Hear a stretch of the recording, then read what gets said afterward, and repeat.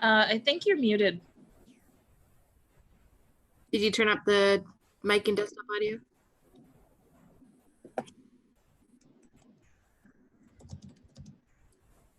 One moment, folks, while we get just a couple little things sorted out. Welcome to the parties. I had my own thing on mute. I'm filling for time while Kate gets everything sorted out and is great. How are you doing?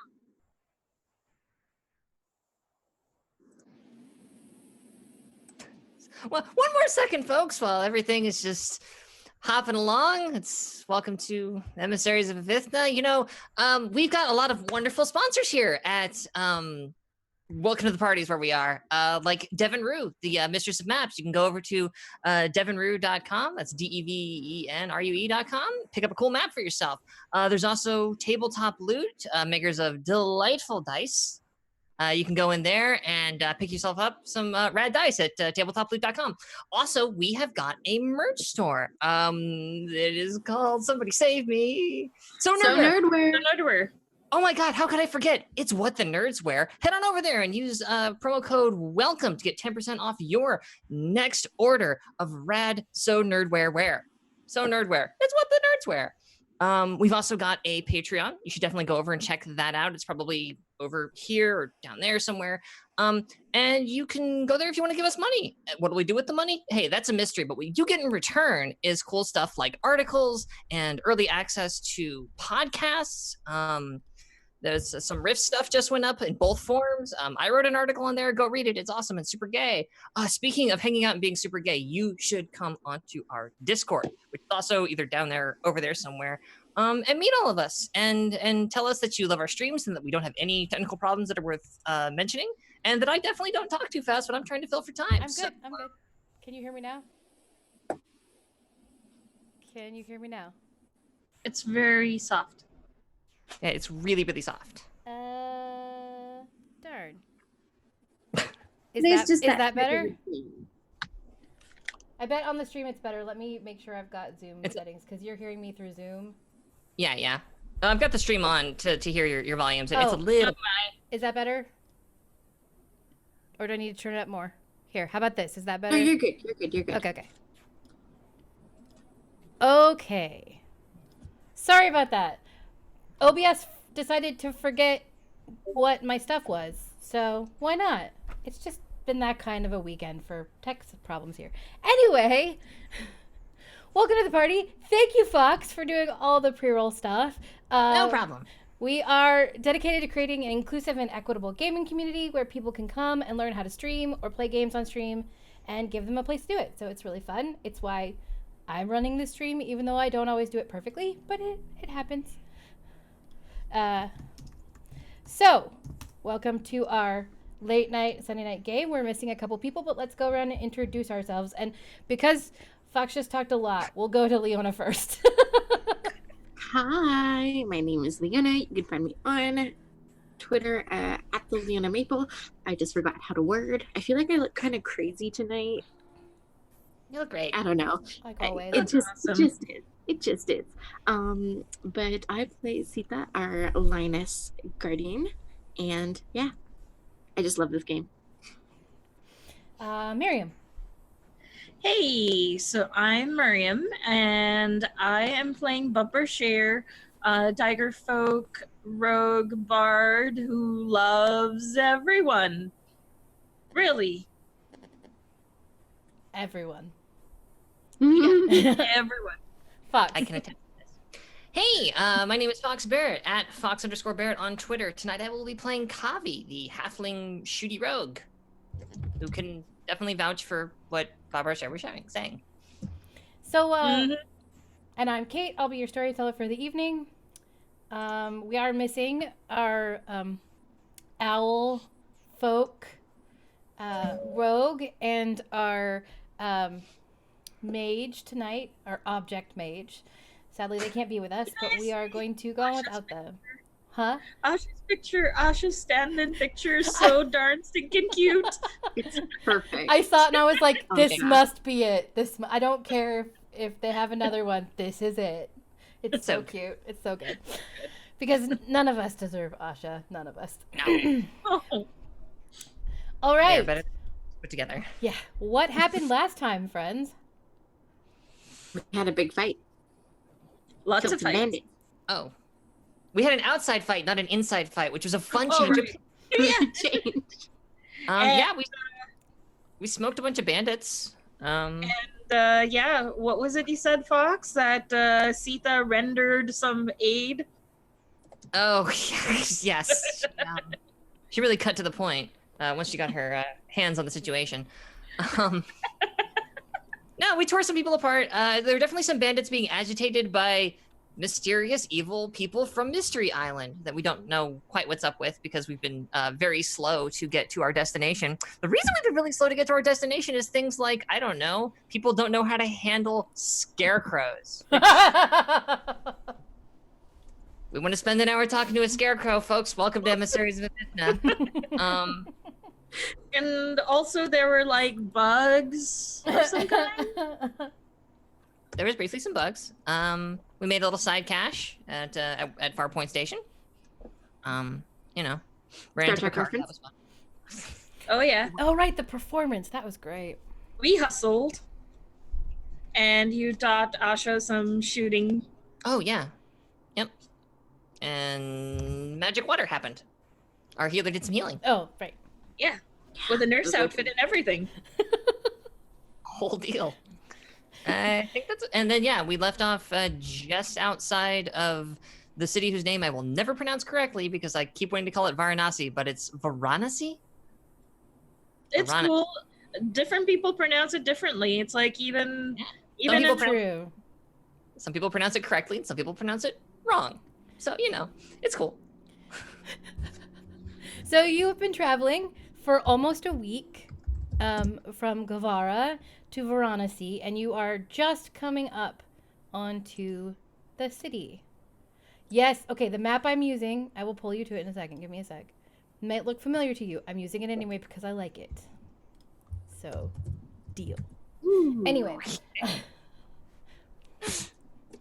I feel like I should, but I actually don't know where I feel it's like Fox figured out where it's from, but... No, it was very aggro, and I was like, what the heck?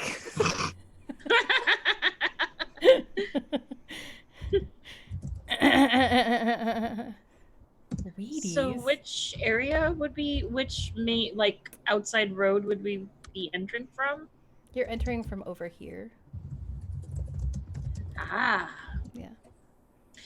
You notice as we're getting closer that suddenly I'm a little more sort of erect, like someone stuck a rod up my butt. And oh, Phrasing. And sorry. we're off to the road. We my haven't even shoulder. been for 30 seconds. Jesus Okay, that was completely accidental.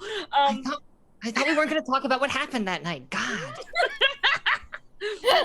But I'm basically standing shoulders straight and very sort of like straight back and everything, and I'm also now sort of wearing a veil over my like not covering my face, but just sort of like creating a hood with the dupatta, and I'm sort of looking a little nervously back and forth. And I'm dressed in actually my finest clothing that I have. You don't see me in my quilted robe. You see me in essentially sort of the Kawali performer's outfit. Like well dressed. And clearly has not been worn very much because it looks new with traveling wrinkles. Traveling Okay. wrinkles. I like it. I like it. So, for those of you, have all of you been to Varanasi? I'm at some from point? there. Yeah, and I know Kavi has. Has Sita Oh, yeah. been? Or did she bypass on the way to Guevara? Is it? It's not quite on the way. I was under the impression that Sita went directly to Guevara. That's what I thought too, and you could do that Yeah. easily. Okay, so this is your first time seeing what's known as the city in Avithna. This is the biggest city that there is on the continent that you know of. You're from a very small village. Guevara was a little bit larger, but not like this. There are walls all the way around as you walk up. They tower above you, and you're walking forward, and there are people coming in and out of all different shapes and sizes and interests. You could just see just a whole bunch of people coming, like not even just people, of beings coming back and forth. More than you've ever seen. This is more people on the road than you've ever seen before. Oh, damn. Do I see that? Yeah. I think Sita's just kind of in awe. Are you? know? Yeah. Are you trying to hide, Baba Share? Not hide in the sense of like, because I'm just sort of in best behavior in case I meet my, like, the people who raised me and they have very strict standards of like look. Okay. But I also am sort of like not necessarily being like, I am here. And I see Sita sort of look in awe, and at some point I just very gently put my claw under her chin and sort of like close her mouth a little. Yeah, like as I'm walking by, I just kind of like, because if you're looking up at the walls, like the only thing I'm going to say is like, don't stare. The thieves will know you're a tourist. What are you talking about? And I put my hand around Sita, and I'm like, just pretend we're together. I know we're not together, but that way, you know, they'll know to leave you alone. Okay, they're trying to rook you, but like, trust me, you want to just try not to stare too much at casual. That way you want to attract the attention of like pickpockets, muggers, thieves, kidnappers. Okay. She's just like, what? All right, fine. I can do that. It's just. And I grab a little kid's hand and I'm like, nah, not on my watch. And the little kid looks at you like, okay, weirdo, and it walks away. I don't know what's going on, but I'm gonna walk forward and enjoy how beautiful this city is, because this is incredible. As you approach the gates, I have no idea where she's going. Yeah, that's fine. As I'm assuming there are gates in front of you. You can, and the road leads that way. I'm assuming you would just continue down the road. Yeah. Okay. Like, are there have merchants or carts or anything set up outside the city walls for like? Not like there's anything major, but like, is anybody like out there, say, selling fruit or anything like that? Not right now. Okay. That happens on the weekends, and it's not a weekend. Got it. Yeah. But you do come up to, what are these guardhouses right here? If you can see them, I'm pinging them. Ping, ping. Ooh.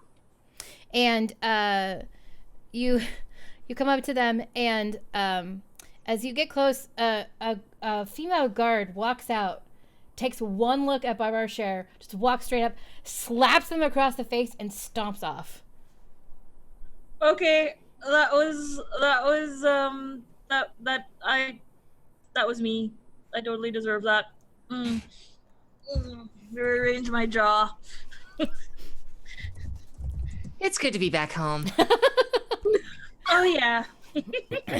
And you walk up to these beautiful tall gates, and the gates are made of stone, but they seem to have interwoven mosaics in them that are just beautiful. Reds and blues and purples just weaving together to form these like beautiful ornate designs that don't mean anything. They're just beautiful designs through the walls. And you walk up, and there are guards that nod at you as you go through, keeping an eye on you, of course. And I just sort of I do not. Sort of similar. Sita will nod at them. It's just like a very formal little nod. Eyes forward, not looking at no guards. Sita's also maybe still trying not to laugh at what happened. What? What are you talking about? So, no. As you head in, Baba Share, you know that a good place to get situated is the Tiger Arms Tavern and Inn. We should maybe step in for some breakfast at the Tiger Arms Inn. You know, because tigers are the best. I mean, you've been And on the I road. said, It's about midday. You've been on the road for a while. lunch, There you brunch. go. Yeah. And as I'm doing it, I'm actually walking backwards, sort of like, like this is my town. Suddenly very cocky for someone who was so nervous about coming back. Well, Yeah. I see. It's one of those. It's like it's this weird thing. Like even if you're nervous, it's like, oh, I'm the host now. I better be host. Yeah, when it's your hometown, yeah. Even if everyone wants to slap me. I was about to say, you're short enough, so if you're just walking with your arms outstretched, I'm just going to walk under them and keep going. Yeah, you know where this is as well. It's in the so let me explain a little bit of Varanasi to you. It's separated into districts with central areas. So the outskirts on the walls are like the fishing areas. So if you look down here in this area, there and over here. I gotta make this map smaller. Yeah, I probably should do that too. Give me one more ping. Right down in this area. There, okay. And in here. Ooh. So along the southern coastline, there's a bunch of fishing going on. Yeah, and then all around the city you find there I moved it up for everybody too. You see like these areas that are kind of the lower income areas where the fisher people live and all of that, and they work in the port and those areas. And then you have the port as well, which is a lot of like this area is kind of your warehousing port district. And then here, I don't know if you can see all my pings. This is the center of the merchant district. This like orange building right here. Ooh. And the merchant district is called, let me find it. Sorry. I've got a whole bunch of things open up. The Sarju. The Sarju are the merchants in this area, and this is their district. And so surrounding them are really the hub of commerce in the city.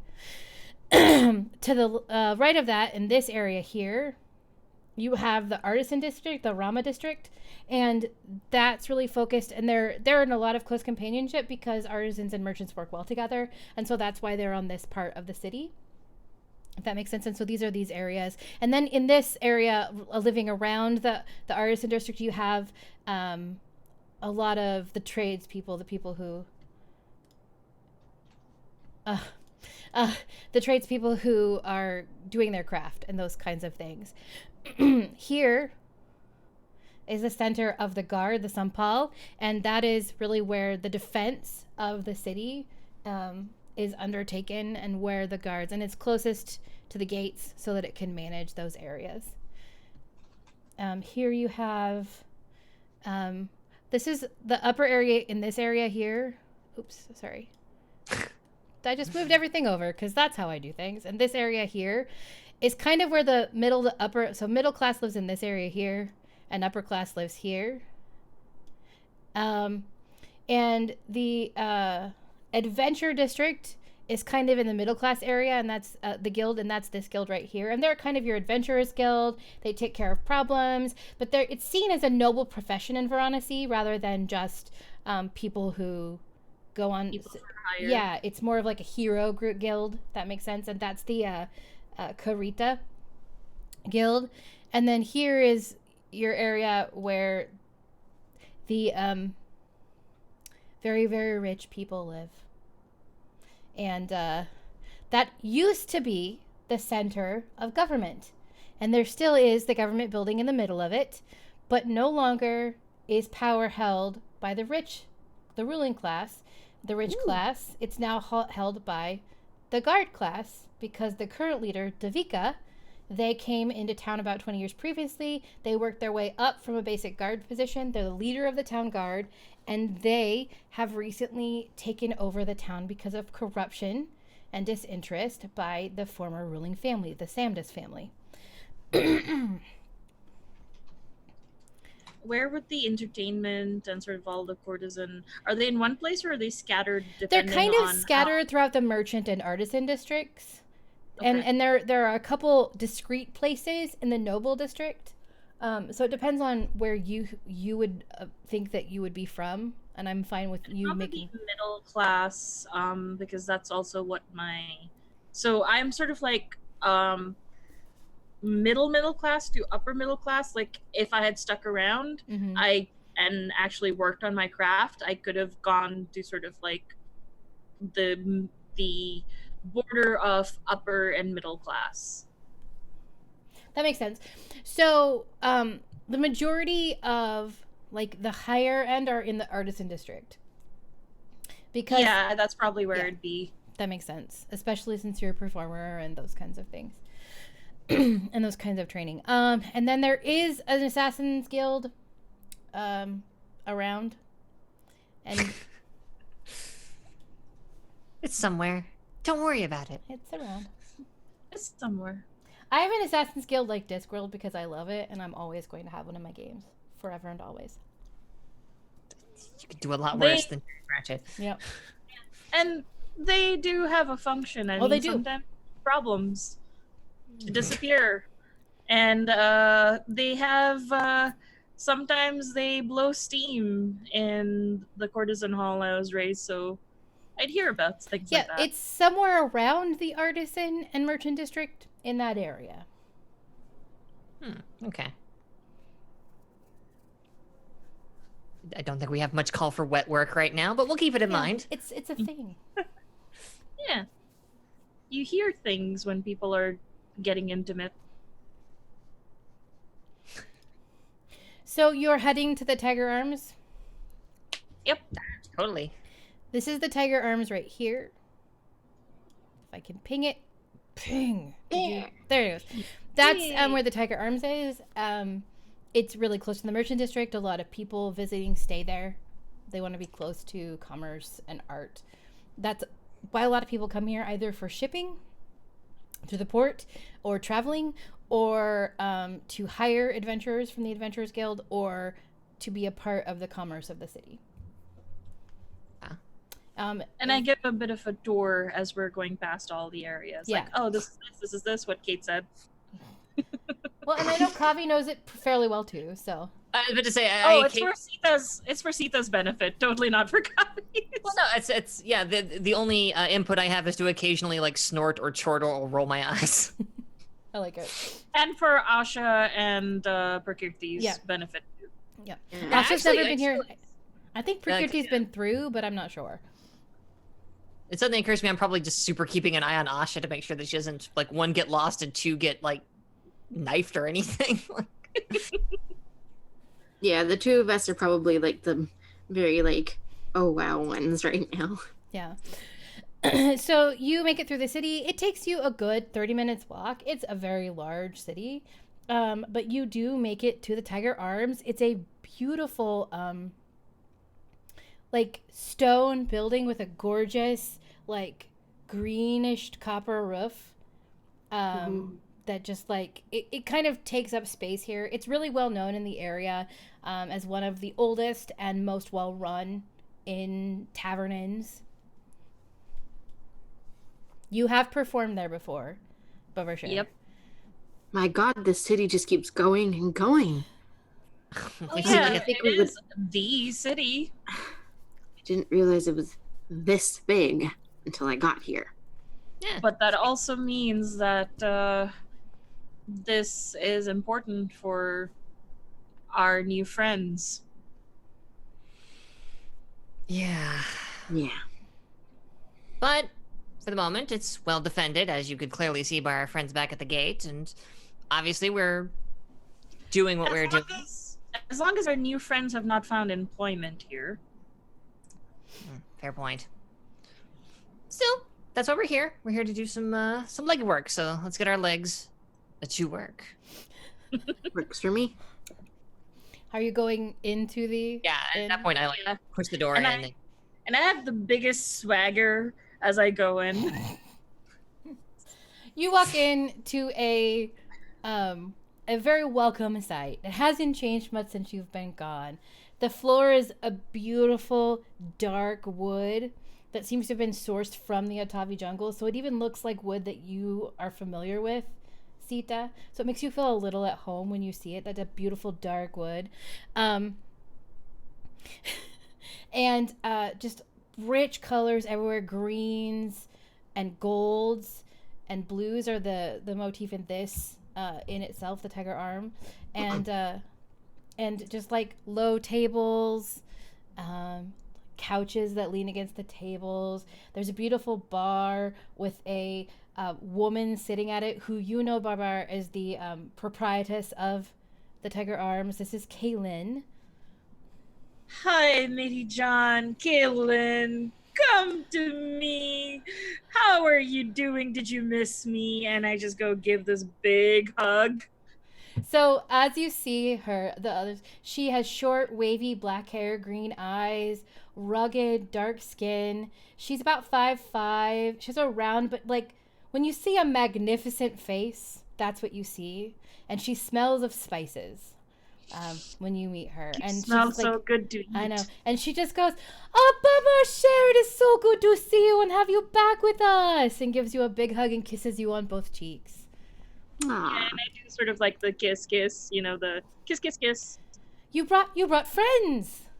Yes, I told them how great this place is and how they must stay here. It's like home. Are you going to be wanting your previous room? And she looks at you and smiles. You know me so well. Well, Unless it's been occupied, in which case I don't mind sharing. She just laughs and she says, we keep that for special people. And you know that this is the suite of the house. There are 3 rooms off of this suite and a main living space. You can easily fit the entire group there. And see. And I sort of, as we're going, in addition to whatever it would cost. You know that to stay here, you have to perform every night. That is the deal that you've made with Kaylin. Yep. And I also throw in 10 silver, just sort of it's sort of I missed you, and like for my friends and everything, you deserve the best. And she says, "You are too good to me by far." I raise an eyebrow at that the cash getting thrown around there. It's like, that's okay. And I was like, I'll see you at dusk. A little bit after, but yes. And I proceed to take everybody upstairs to the suite, or wherever the suite is. Yeah, it is. This is a 3-story building, and this is the top floor. You have the penthouse suite, if you want to call it that. Ooh, fancy. And it is the whole top floor, and it's beautifully appointed. You walk in, and there's like a small hallway, and you walk in to a beautifully set up living space with a dining area, a seating area, relaxing places, and then there are two bedrooms off to one side, and a bedroom and a bathroom off to the other that actually has a bath in it. They have plumbing? Yeah. And as the door opens, like I open the door for the first time, I go, it's so good to be home. Which is not normal, Kavi. That is my follow-up. Super high end. Plumbing has been invented, but it is not it's not been used very widely. So it's very fancy. I was like, welcome friends to my abode. Please make yourself comfortable. Put all your things. Go take a bath. Share the bath if you want. It's good to save water. I'll join in. It is actually... This place is a bath. And then I'm going room to room to find it. So it is, if you go in, it's the back left corner. You go in, and it is a soaking pool. So it is for use of multiple people. It's very fancy. Are there rose petals in it already? Not yet, because you hadn't requested that service. But if you want them later, you may definitely have them. Holy shit. That's a specific service. That was part of the 10 silver pieces. Okay. Then she will bring them up later. But yeah, it is a beautiful soaking pool that has a waterfall that comes into it on the far side. There are greens set up around, almost like a like it makes you kind of feel like you're back in the jungle, Sita. I was about to say, I stick my head back out the door and go, "There's a swimming pool in here." And there's a room of requirement. I'm gonna call it that. Off to the side with a door on it. You're welcome. That's what it's now called. I explained the room of requirement. Do you touch the water, or are you just looking at it? Me? I'm already shedding clothing and trying to climb into it. Okay, you climb into it. It is warm. It's not as hot as the hot springs, but it's nice warm, and you can tell by how warm it is that this is kept warm by magic. Oh, okay. I was about to say, it's like, because like as soon as I figure out that the water's warm, it's just like, Barbara, sure, how are they heating this water? And how do I get some? And Barbara Share would be saying, there's magic, blah, blah, blah, the whole thing. And if you had waited for a little while, there would also be rose petals in that. I don't care. Also, I have been intimate in every section of this place. With every section of me, I don't care. Oh. Steve was busy falling in love with this place. That is no longer a thing. But you go in one of the rooms, and it is all in yellows and browns. Draped on the wall, like gorgeous silks draped on the wall. This is nice. This is where they put their expensive people. I got it for a song. What? It's true.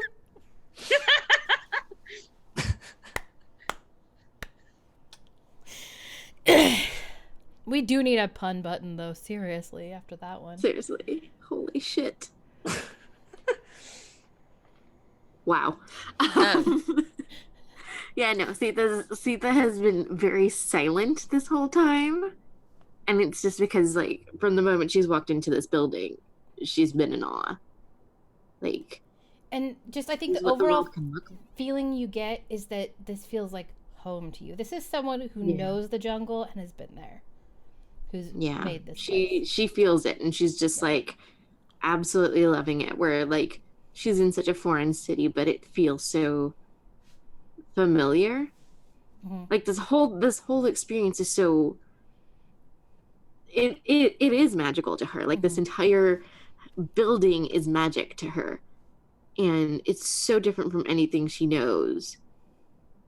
And yeah, home is nice, but she could probably get used to this. Just saying. In the bathroom, you hear me singing in Halfling. I sound very happy. Did you know that there was a place like this outside of the Noble District in Varanasi? I feel like Kavi didn't.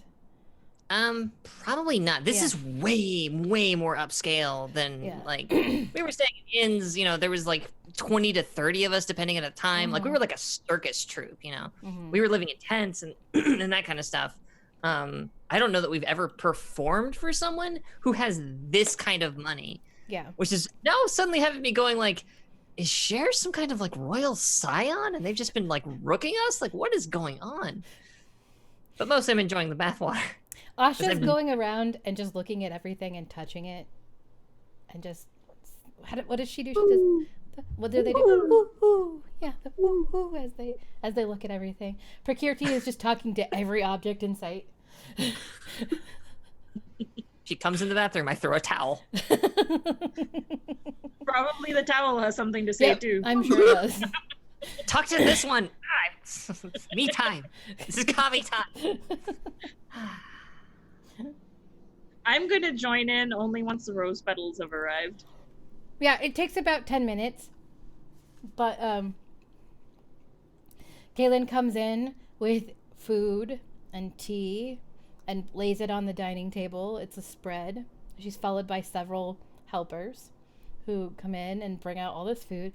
And then she goes, and of course I got the perfect thing for you. Comes into the bathroom, drops the rose petals all over and puts a bottle of what you know is high-end sparkling wine next to the tub. Enjoy. Thank you. Oh, do you know if Mummy G is in town? And when I say Mummy G, that's basically the person who raised me in the courtesan hall. I believe so. I probably should say hello. I'm sure. I don't. They. She. He. She. I'm sure she would love that. Yeah, probably should. But thank you. Yes, of course. Let me know if there's anything else I can do. And walks out. You're the best. Sita can't decide whether she wants to try this magic bath or if she wants tea. I would say, as soon as I know that there's like food coming out, it's like I take tea into the bath with me. And like the food with me, and it's like on the side, and I'm in swimming and just lounging, eating, drinking. There's food too. They also have food.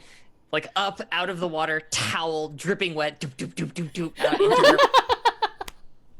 It's just like, just wearing the towel completely soaked head to toe. Mm-hmm. And yeah, just start like getting up to the table and just being like, "What? Are you royalty, friend? Why are you working for a living? How is any of this happening?"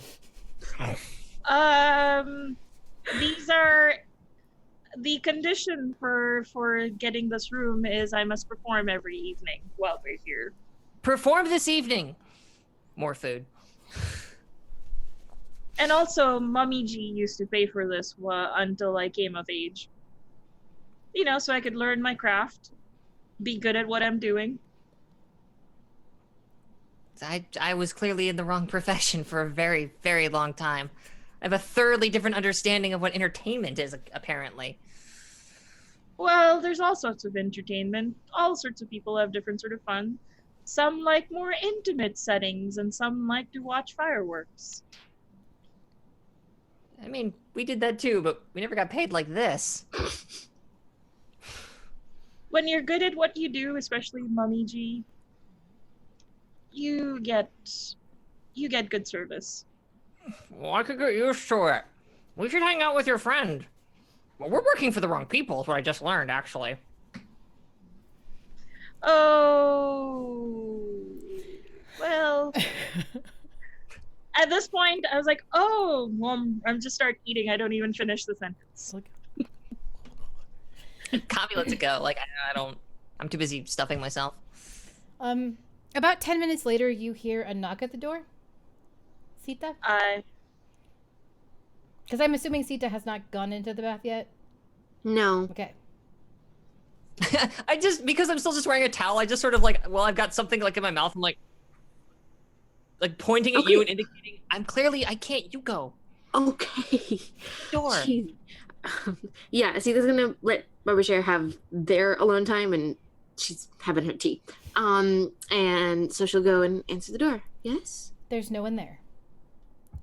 There is a folded up piece of paper on the ground, on the floor, in front of the door. Who is it? No one, apparently. She'll go and pick it up. Okay. If you open Is there a message? If you let me read it, I can let you know. If you open it, you can see that this is a note delivered here in the same code that you used to send your last missive.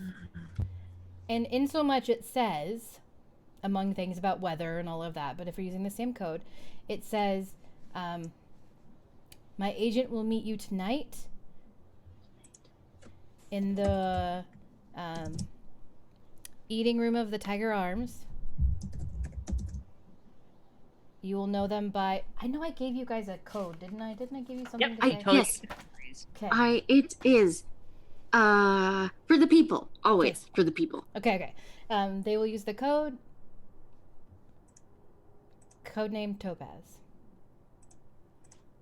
Topaz. Our friend Topaz? Possibly. I guess. We knew a Topaz. Definitely Right? not checking my notes. When my computer crashed, I Tiefling. lost all my notes, so I actually have Yes, no idea. you've met a Topaz. That's the tiefling. That's the tiefling. She is the tiefling. Topaz tiefling. Topaz the tiefling. Okay. And Sita will relay the news. We've got a friend joining us for dinner tonight. Awesome. It's Dinner Topaz. and a show. Not that type of show. It's Topaz. It's business. No, I'm the show. Ah. And so Sita will kind of keep the note with her, Okay. being all businesslike as usual. I will wrap up stuffing my face and finally get dressed again. So, because it's easier for Kate, Prakirti and Asha are going to be tired and need to sleep. Yeah. Because it's easier That's for fair. Kate. No, that's They totally get fair. their alone time in the pool as well. Yeah. You've got to try this. It's literally magical. Just go. Kid, get in there. Kid, go. Just Okay. I really do want to try it. And And she'll I'm go. just lounging with some tea and like half like a morsel of food that I'm about to stuff in my mouth, and I'm like, Aren't you gonna join us again? Or are you not joining us? for what? No. Sorry. I'm just blanking out on yes. Thank you. I can't English. I'm sitting there like starting to like pull my shirt back on, just like kind of like look over at Sita, then glance over at Babar, and look over at Sita. Yeah, sure, no, why not? Hey, wink.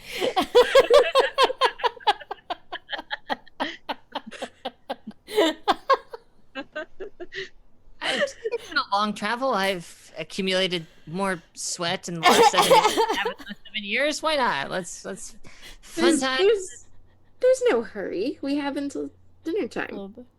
Exactly. I could stay in here until my fur's wrinkled. I don't know what that means, but and then I get back into the tub.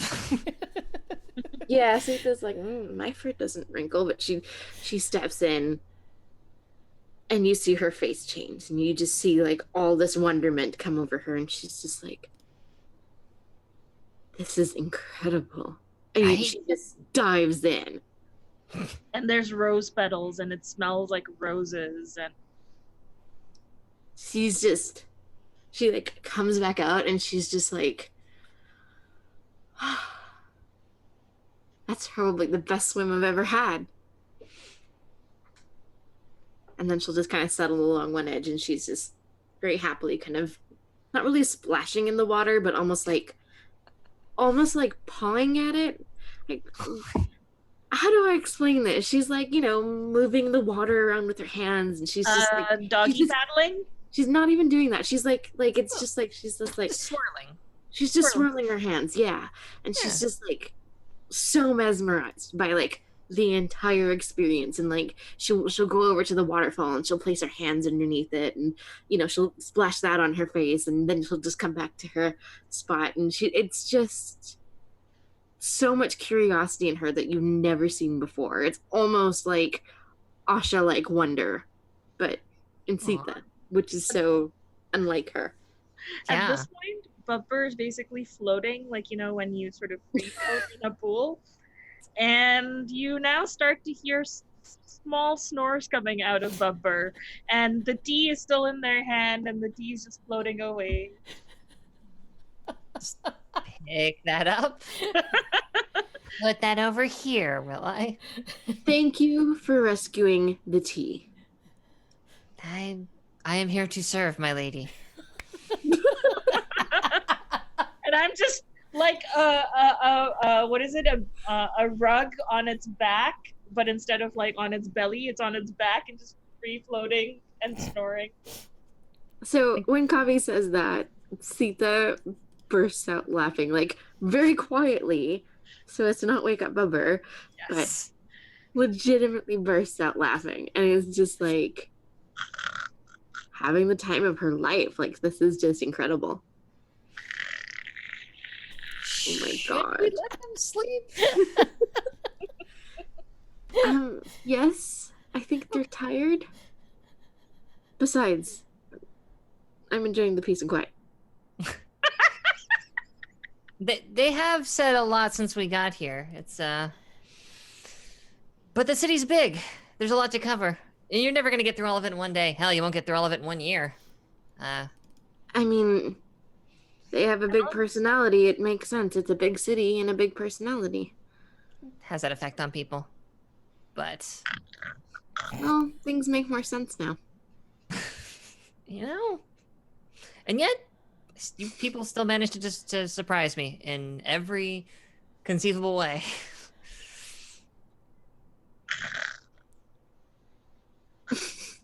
I'm getting really wrinkly.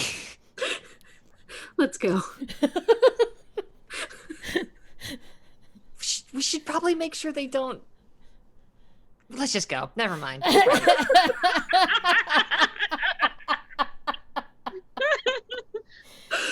It's okay. Prakirti will go watch. Just make sure. Yeah.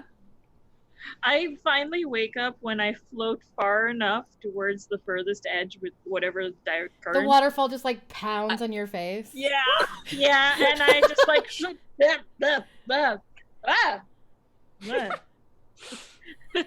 I look at Prakirti. I was like, "What happened? Where did everybody go?"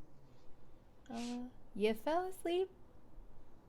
Oh, right. I'm all wrinkly now, and I just get up.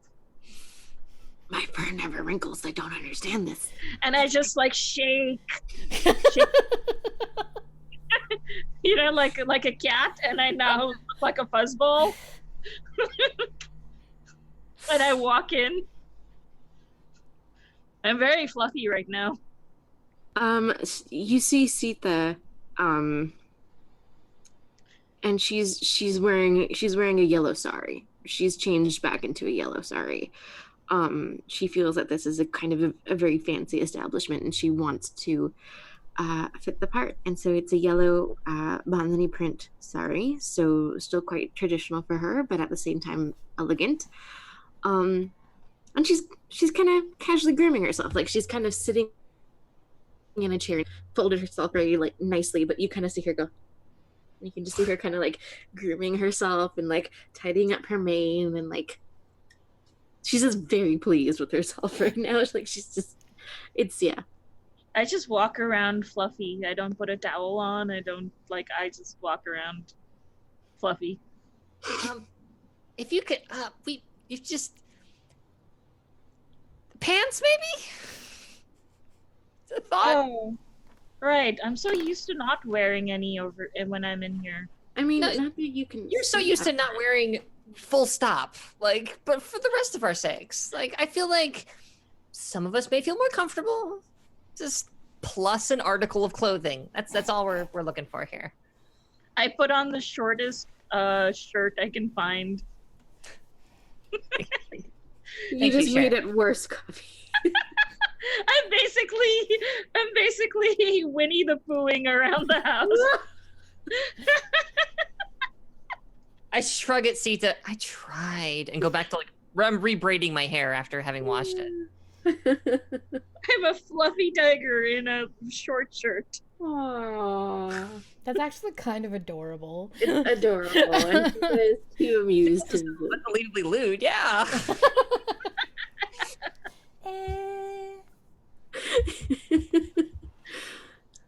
When is your performance, Bubber? Shortly after dusk. I probably should practice, and then I go open the closet, and I think there's probably a couple of clothes over there. Mm-hmm. Usually there's, so I pick out the most shiniest of ones, and I start dressing. And you actually notice on the road, I don't groom whatsoever. I don't do anything.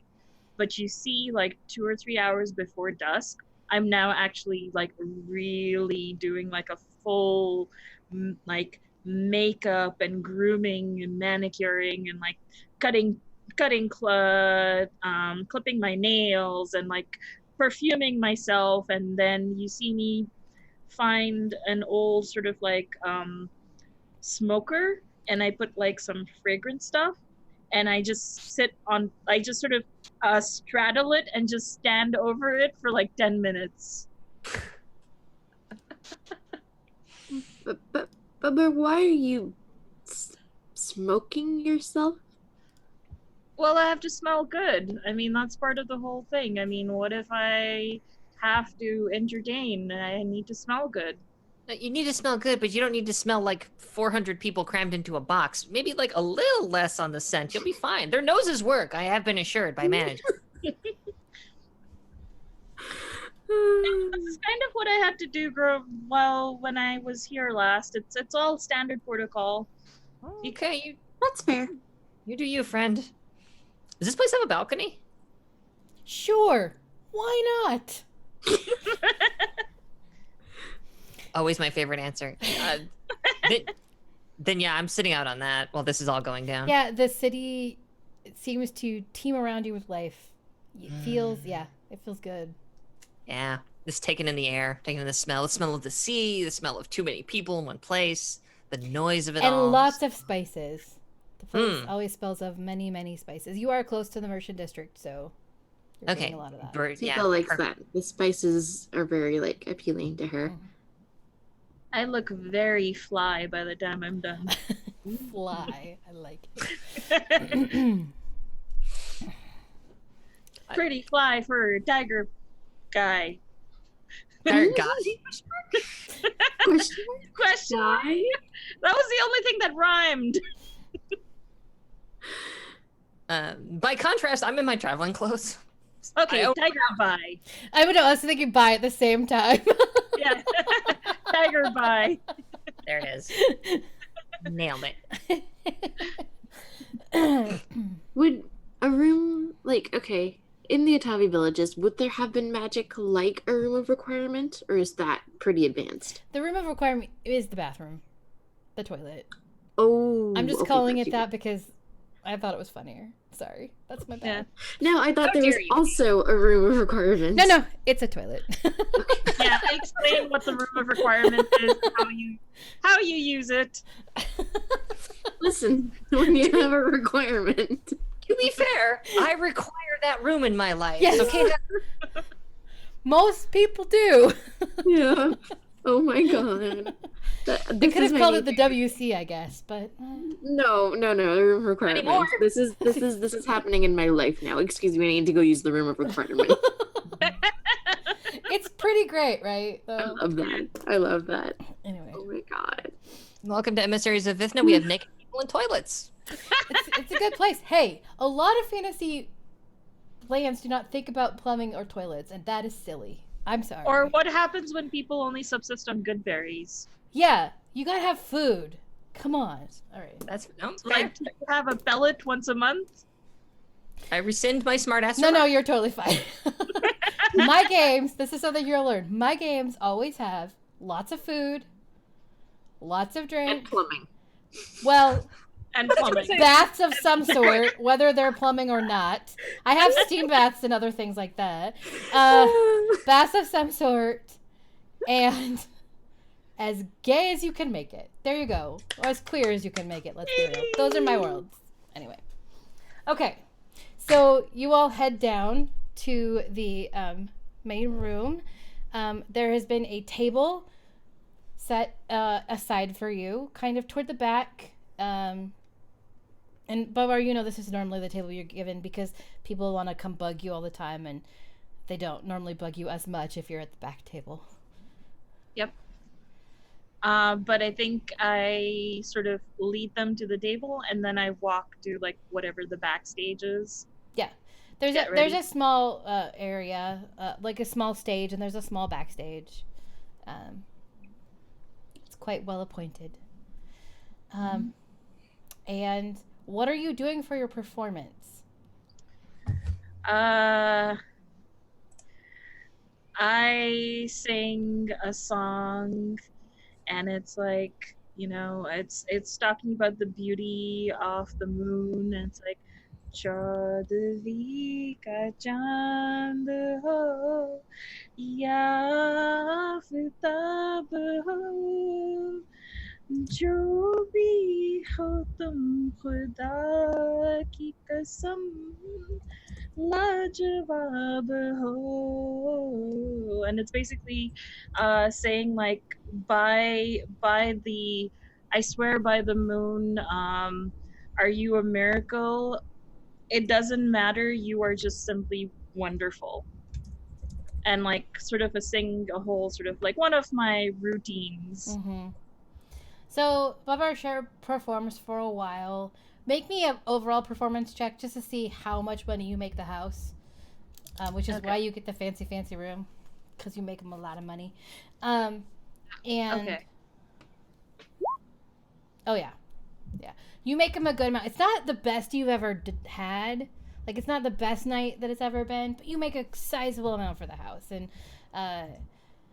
Kaylin is very pleased and smiles at you while you're performing.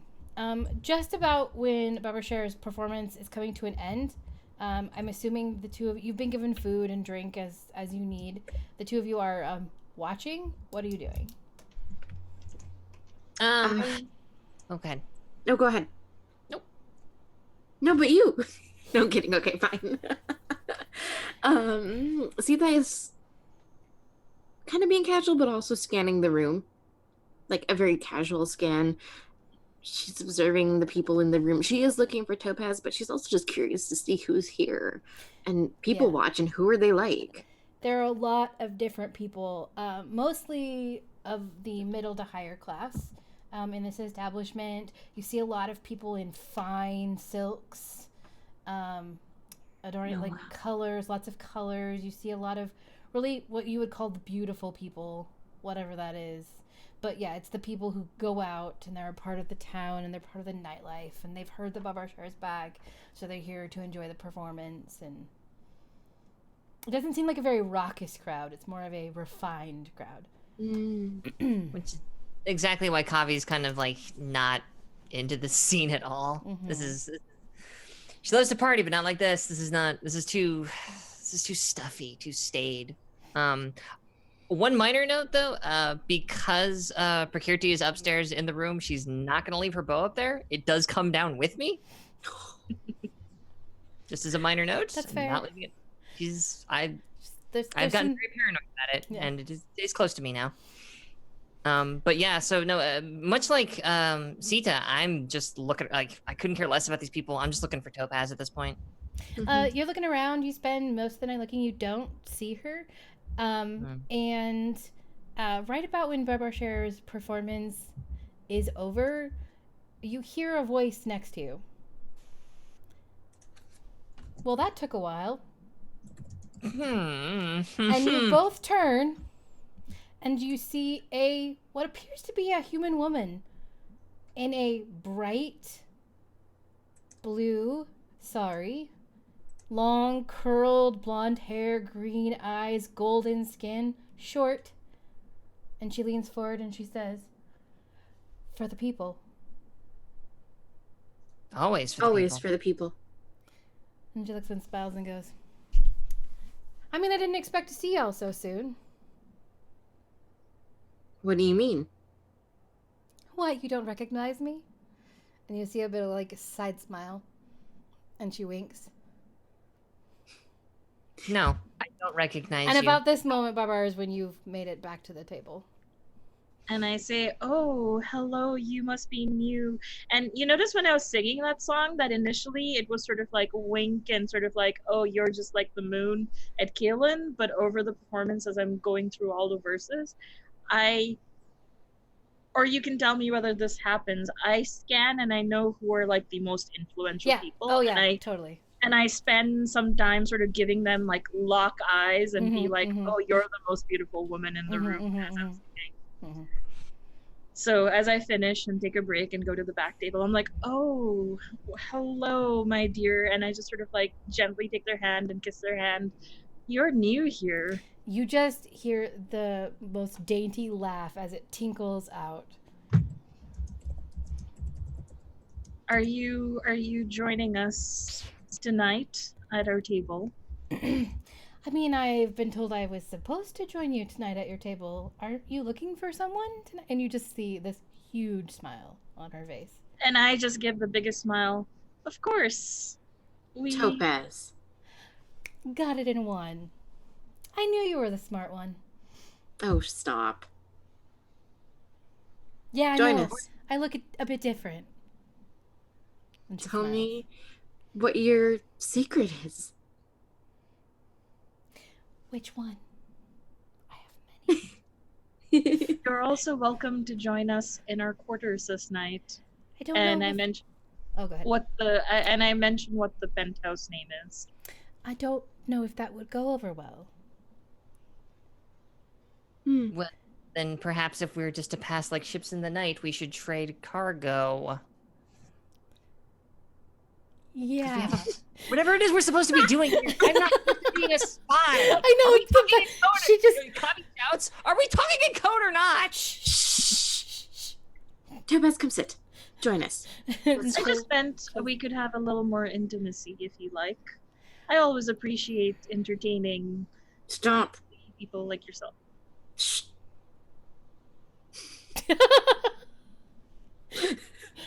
She just looks up at her. Yes, I've heard. And then goes back to what she's doing. So I actually meant like quiet space. no, not... I know, but she's taking it very lewdly. Okay. And she'll lean forward. A public meeting's always better. No one gets suspicious. Of course. And I, again, sort of leaning very close and acting sort of like, oh, we're totally having a party upstairs later, but sort of mushing us together such that we can actually talk, Yeah. but it looks like we're fooling around. Yeah, I like that. That's cool.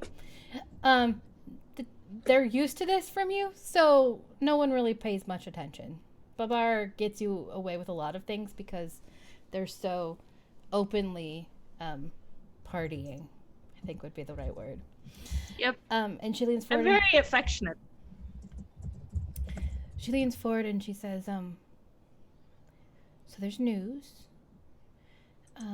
I heard from the lady before I arrived that you met with some problems on the way. On the phone. I'm tired. Yes, first we invented telecommunications. Wow, and then that's amazing. shit popped off like you wouldn't believe. On the road. We had kept a lot of blowing time. up. I want you to know that my mind said road and my mouth said phone, and then it's just like, what the fuck did you just say, mouth? And then it just started blowing up. They were blowing up our phone. Okay, the road. The Yes. road. They were dispatched, but yes. Yeah, And then we met a scarecrow, and No, friend, it's the scarecrow. and she just laughs a little and she says, yes, so we are concerned that it appears influence has moved further inland. We had hoped it had been contained to the city. That is why you are here, to find the influence in the city. say hello to our new friends. Okay, where do we start? Well, I have a contact for you. I need you to find Lady Hema With an H or a K? with an H. Okay. Hema. Lady Hema. That's it, Hema. There. Better. Emma. She will help you make the inroad that you need in order to find these new visitors to our city. Do I know who Lady Hema is? You It's have not Mummy G, is it? heard what? It's No, not no, no. Mummy. No. Okay. No. You have heard rumors of a Lady Hema in town who holds power. You don't know to what extent. Okay. Okay, where can I find her? And see those all business mental notes. I could ask Mummy G. Mummy Yes, G and knows a lot. Topaz would say, speak to your patroness. She would know who to find. So you all know Mummy G. To me, that's not the actual name of the patroness. That's just what I call her, and it just basically is dear mother. Anything else we should know? You're going to want to get some more fancy clothes, Kavi. What's wrong with my clothes? They're fine. You're just They going are to be fine. moving in some higher circles while you're in the city. My room has some clothes. Come on, I don't- Kavi. It'll be fun to dress up. Okay, so in order, Sita, you're not wrong. Cher, I feel as though, and I put my hand at my head and then try to reach up towards yours. I feel like there's a bit of a disconnect here, and then I turn to Topaz. Well, sorry spit on everyone. You just need to get the right blouse. I'm telling this joke anyway, and I turn to Topaz and go, any chance I could get the subsidized new wardrobe buy-in? I'm only so liquid right now. Lady Hema should be able to help you there. All right. Everybody's a critic. Is that like my dirty, ragged, road-worn clothes? Like, I could get you some if you need some, friend. Also, the shirt I was wearing this afternoon would fit you completely. It was a little tight on me. I grew it. You would have to have outgrown it from youth. Exactly. It was very tight. Holy shit. I was actually wearing a child-size shirt. Okay. And it was like bursting at the seams, almost like... It would have been, yeah. And Yes. Topaz goes, there have been permissions made for all of you. Good. Yes. I would. Wonderful. Yes. Thank you. Thank you. Hmm. Anything And, else? No, go ahead. She'll look and say, I've heard it. We found a name. I have to find it. Give me a second. When I don't have the right Google Doc open, because, it's me. I have been having trouble with the phones. Oh no. Eh.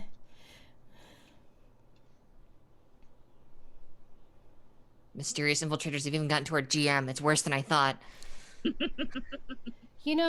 Some of us pull things together at the last minute because their whole plans had to change, so... I am not complaining. I am filling dead air so that you can go look. If anything, I'm doing you a favor. You are. It's beautifully I'm done. rather enjoying this very intimate conversation as I'm continuing to pretend we're all, getting into the pre-phase of going upstairs. I'm nervously looking around the room, seeing if anybody's watching us. No, they're probably all doing their own thing, similar thing too. Doesn't hurt to be cautious, though. See, that's And also Kavi. very, half cautious, but also half bashful in front of Topaz. It's this weird fucking combination. Oh, Sita has a crush. Maybe a little bit. You hear the name. Stop it, Google Doc. Rude. Stop it. So Ooh. rude. No. Got it. We will find Lady Stop Google Doc. We found 3 names among the missives as being sent as diplomats to the city. You're going to have to move in the higher circles. We heard the names Galanthaniel. Galathaniel. That's the word. I wrote this down myself. I should remember it. Galathaniel. Galathaniel. Nathaniel. Cloudfang. That was nice and crisp. Oh, that one's easier for Kate to say. And Mornhell. One hell? Morn. Mournhell. These are very different names than anything I've heard. They are not from here. Indeed, they do not sound like it. Would they have other aliases? These As are in picking more native names? they are here under the guise of diplomacy. So if they have other names, you'll have to root them out. We don't know. This is what we found in the papers you found for us. All right. So, we move on this tonight then, or we wait until tomorrow morning? I would suggest you make contact with Lady Hema tomorrow. She usually cannot be found in the evening. Rest. You've had a journey. Friend, you don't know the half of it. After dusk is for entertainment time. No proper business is conducted. I mean, they can be, but it's usually sans clothes. Yeah, it is, if I may, improper business. But that's also where you hear things, too. Well, it's not improper business. It's business, but... Sita, you've been weird since we got to the city. Are you feeling well? I'm feeling marvelous. I put my hand, like back of my hand, up against her forehead. The personal bubble, Cher. I'm fine. Come on, I've never been in a city. Give me a break, everyone. It actually looks odd. I mean, and I say this as I'm sort of like playing with Topaz, that it actually does look odd. It makes you look like a sore thumb if you do not look like you're enjoying yourself right now. And I sort of look at all the tables. Confused, I raise an eyebrow. Are there drinks around? Yeah. I grab one and throw it back. There, problem solved. Once it is done, I slam the mug on the ground. That's wow. Okay, that doesn't happen here very often. You get a lot of people looking at you like, what was that? It's a party. Very different kind of party. And they just hear, like, you hear whispers like, tourists. That's literally what you hear. They're whispering to each other. I was like, see?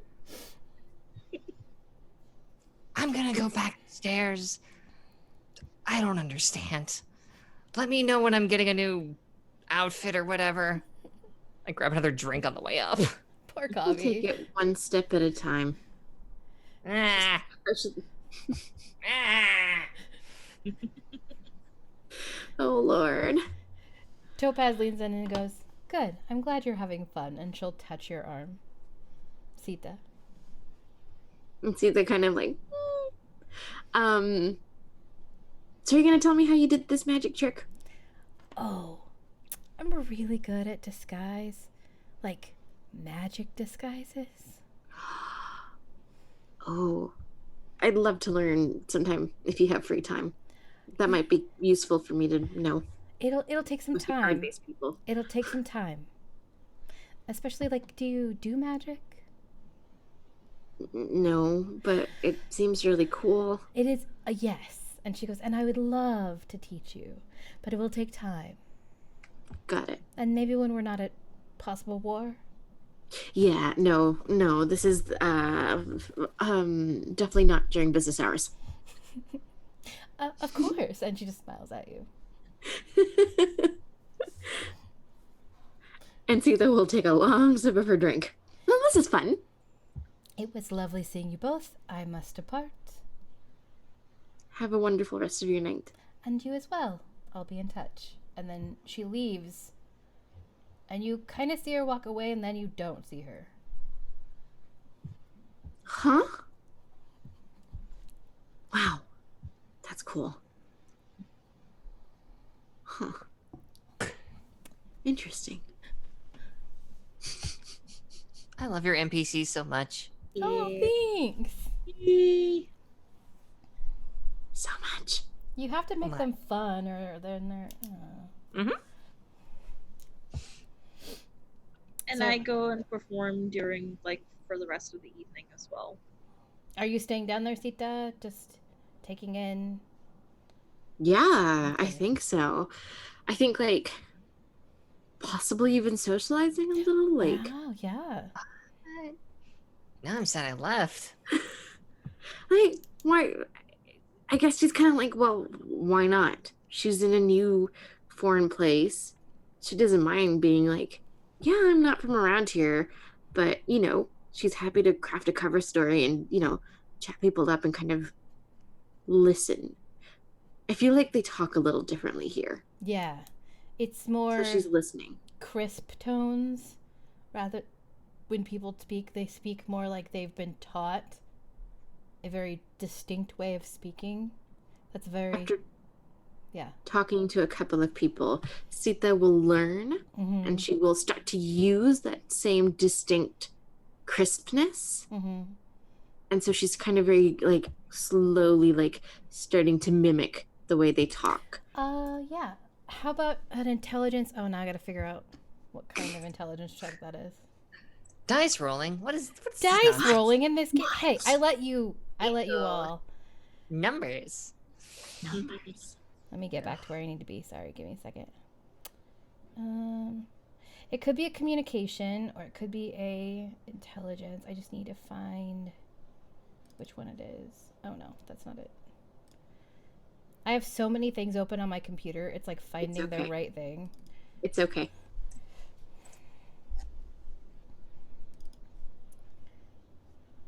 We love how open computer minded you are. Wow.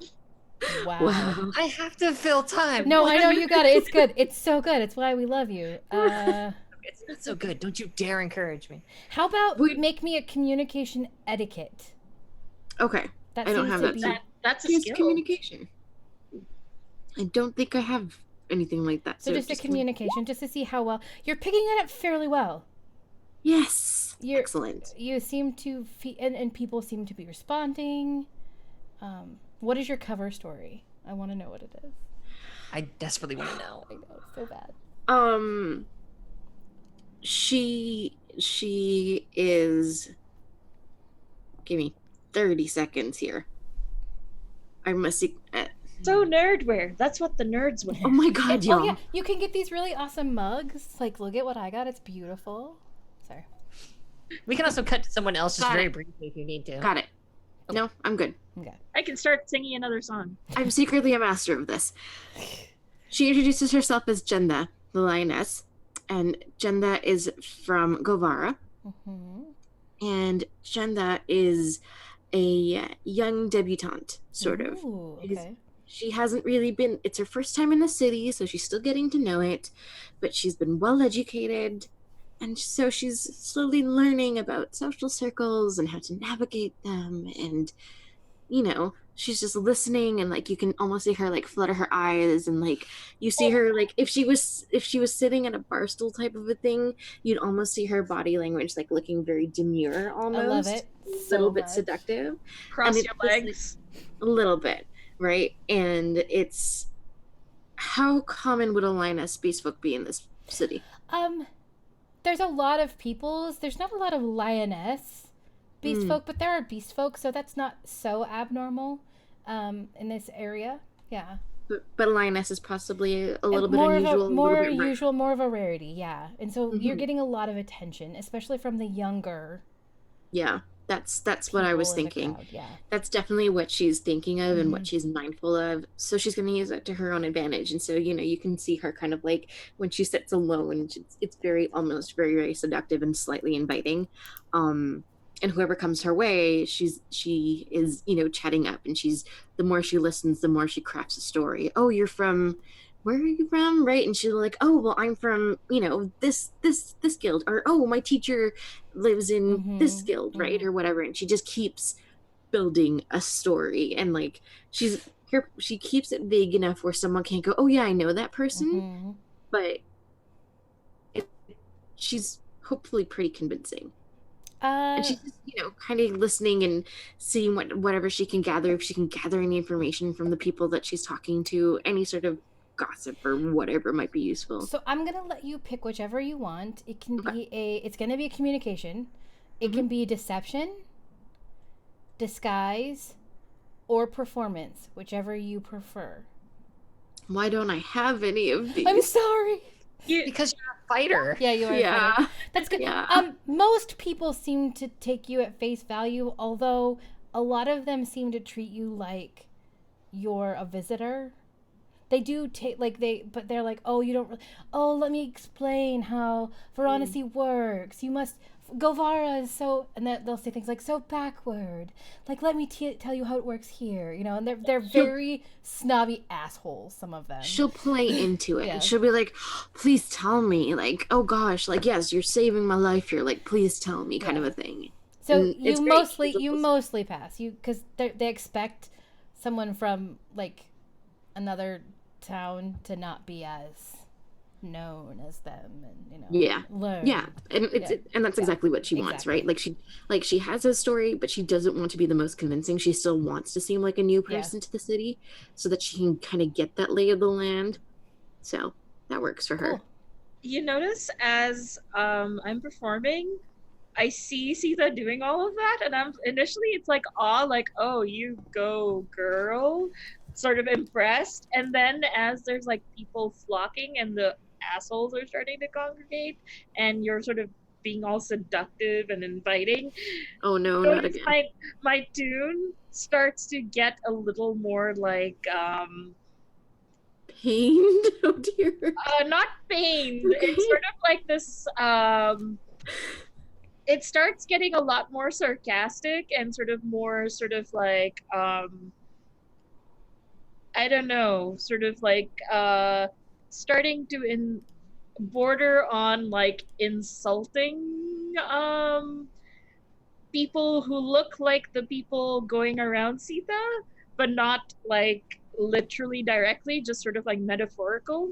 Those metaphorical, like, you know, like, entertaining insults kind of a thing. Look at all these bees buzzing around this flower. You know, what silly fools they are. And Sita, I think, is partially concerned and partially entertained. Like, she's trying to figure out if Bubba's like mad at her or something. But, you know, ultimately when someone gets too close, she pushes them back, right? Like, she's not here looking for anything else but information. Oh, and especially towards the end of the night, if someone actually gets super pushy, Bubber stops singing and walks up and like punches the person. Sita wouldn't let it get that far. Yeah, that makes sense. Sita is not afraid to play dirty and just be like, eh. Like, oh no! Before it's not even like I literally before it even gets there punch. This wasn't my kind of party. Bridget, what are you doing? Stop it. Well, I was just saving you from them. I think I had it under control. I guess. Okay. You have a performance to finish. You should probably go make nice. And I'm going to get out of here because I think we're drawing a lot of attention. Okay. Sorry. No, you're fine. You're fine. Are you okay? Yeah, except I chipped a nail. Oh, no. Okay, and you see that like hypodermic needle is embedded in the person I punched on their cheek. You should probably go apologize or something. Kaylin has come over and drawn away and is taken care of. Yeah, I should probably apologize to Kaylin. I'll let you take care of things. I know you got this. You can totally smooth this over. And Sita will, like, very nonchalantly book it. Book it back to the room. Like, totally not running, but very casually walking away as fast as she can because, oh dear. I will probably go make it up to Kaylin and also wait for the tongue lashing. She's just gonna look at you. She's I'm sorry. Yeah, can you not?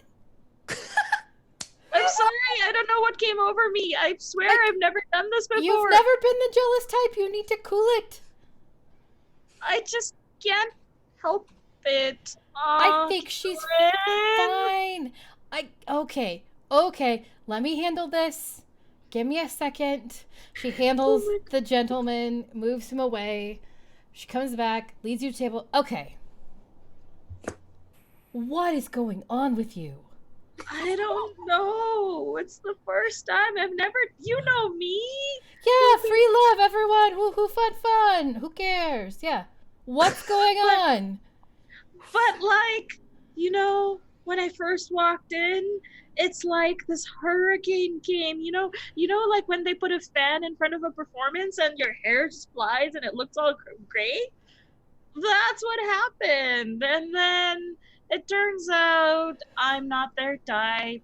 And I get that, and I'm trying to be better about it, but oh my god, it is so hard, Kaylin. Why? Why is it so hard?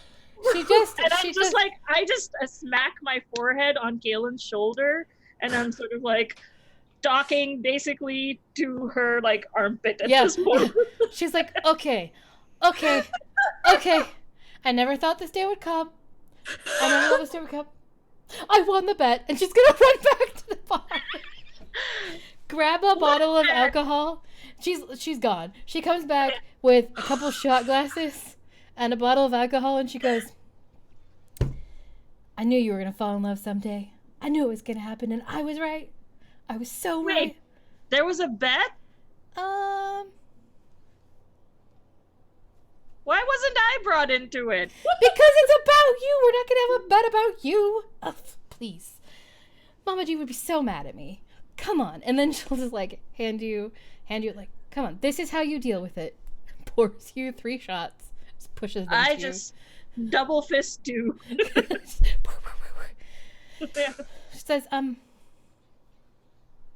it's gonna be okay. Be friends. Don't push it. Got it? Got it. Okay. Be pushy and don't be friends. No! Why are you like this? I missed you, but then I realized that I only kind of No, I missed you. I always miss you.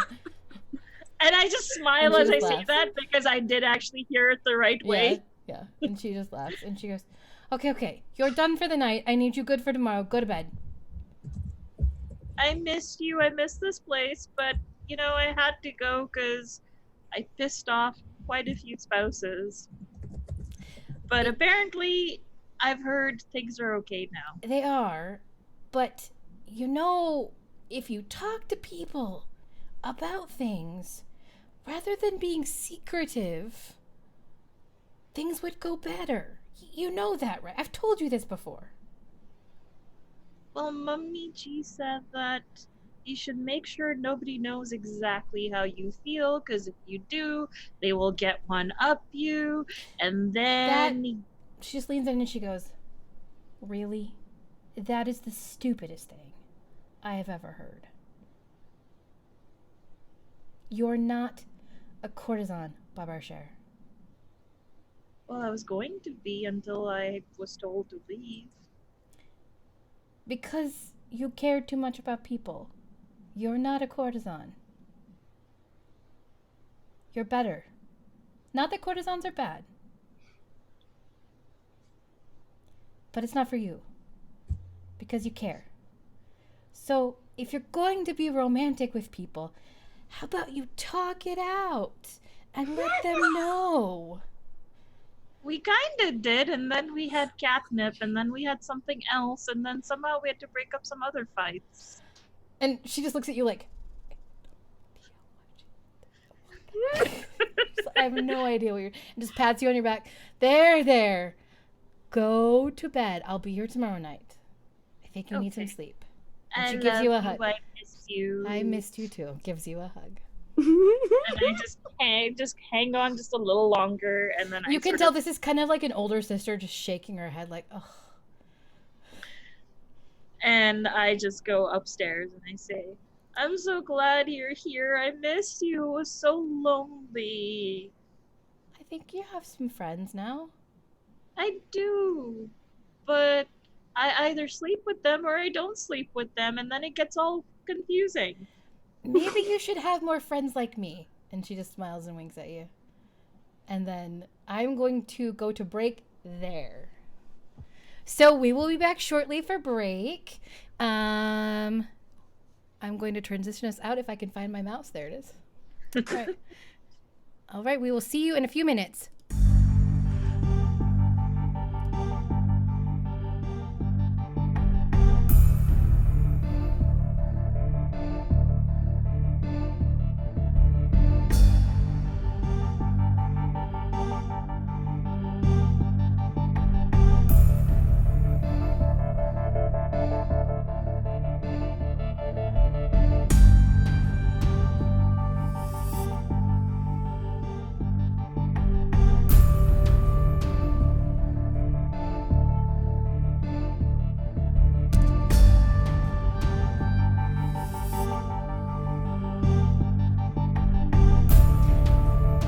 we couldn't do this without our patrons, and we want to say a huge thank you to all of our Patreon supporters: Swordsfall, Jen K, M. Dobson, Creative Diva, Gemma, GMTDM, Daniel S, Bria, Britt Knowles, Book Zombie, Fox Barrett, Han C, Jack C, Michelle E, Sherry A, Celts, Me in Midair, Bisonic Kevin, Mets Girl, Media Junkie, Michael Wayne, Leona, Slam B, Christy S, Than Rand, Saloni, Nerdy Teddy Bear, Bardic Knock, Wild Engineer, Zan, Drew D, Nina D, Wyver's Wing, Shauna, Starsaber, Miss Misery, Undead K. And I'm sorry if I messed up your names. Thank you so much. We couldn't do this without you, and we really appreciate you. We'll be back after the break.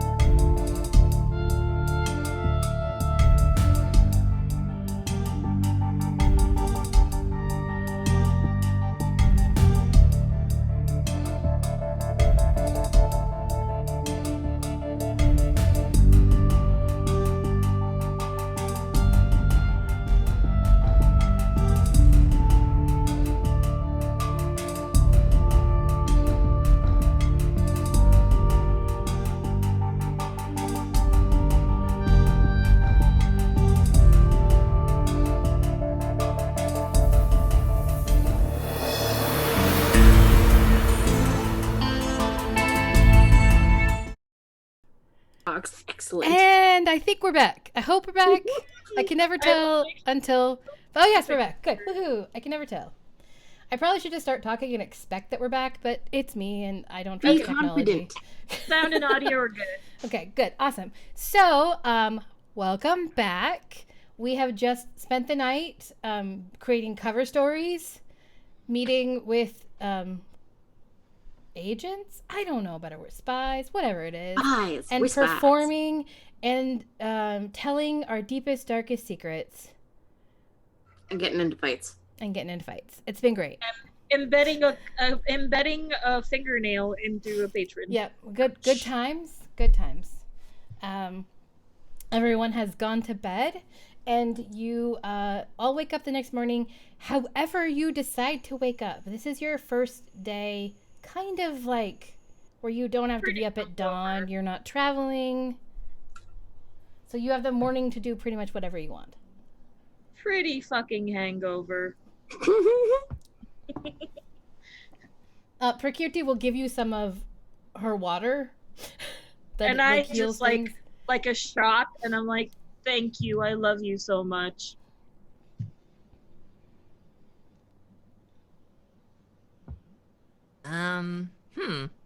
This is an interesting situation because there's nowhere really to go to do her usual morning routine, so I don't know. I suspect Coffee's probably still up early, possibly first. But I know where she is. She is outside. But if anybody goes looking for her, they're not gonna find her because I went out to the balcony. And again, the thing about being 3 feet tall is that like railings are kind of a pain in the ass all the time. It's like, screw this. Just go up onto it. And you said we were on the top floor, so then once she's up there, turn around and up onto the roof. Mm-hmm. I smoke on the roof. Make me where is it? That's going to be a dexterity acrobatics. Okay, well, I've got dexterity, so here's hoping. Yeah!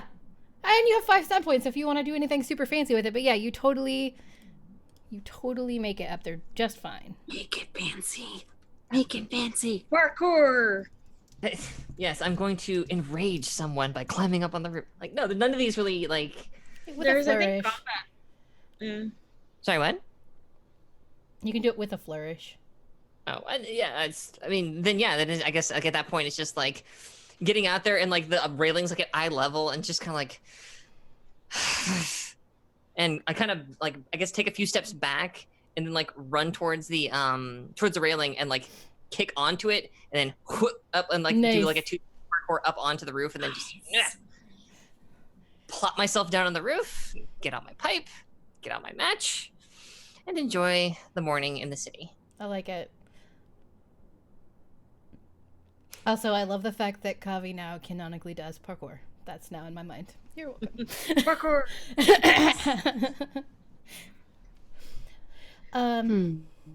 I'm gonna go see Mummy G first thing in the morning before, like, not first thing, like, you know, that's on my, after breakfast. That's the first thing I'm gonna do. Sita, are you doing anything? Yeah, I'm thinking, because Sita's never been in a place quite like this. Like, this is, I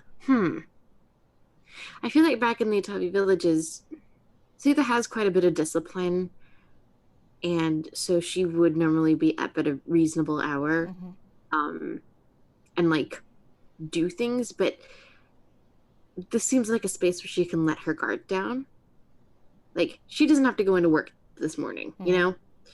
And so, yeah, she'll wake up at a reasonable hour, but she does so very luxuriously. Like, she's had this amazing, comfortable space to herself, and so, you know, she kind of, like, stretches all the way out, and is just, like, having the time of her life. It's like there's music playing in her head or something. You're just like,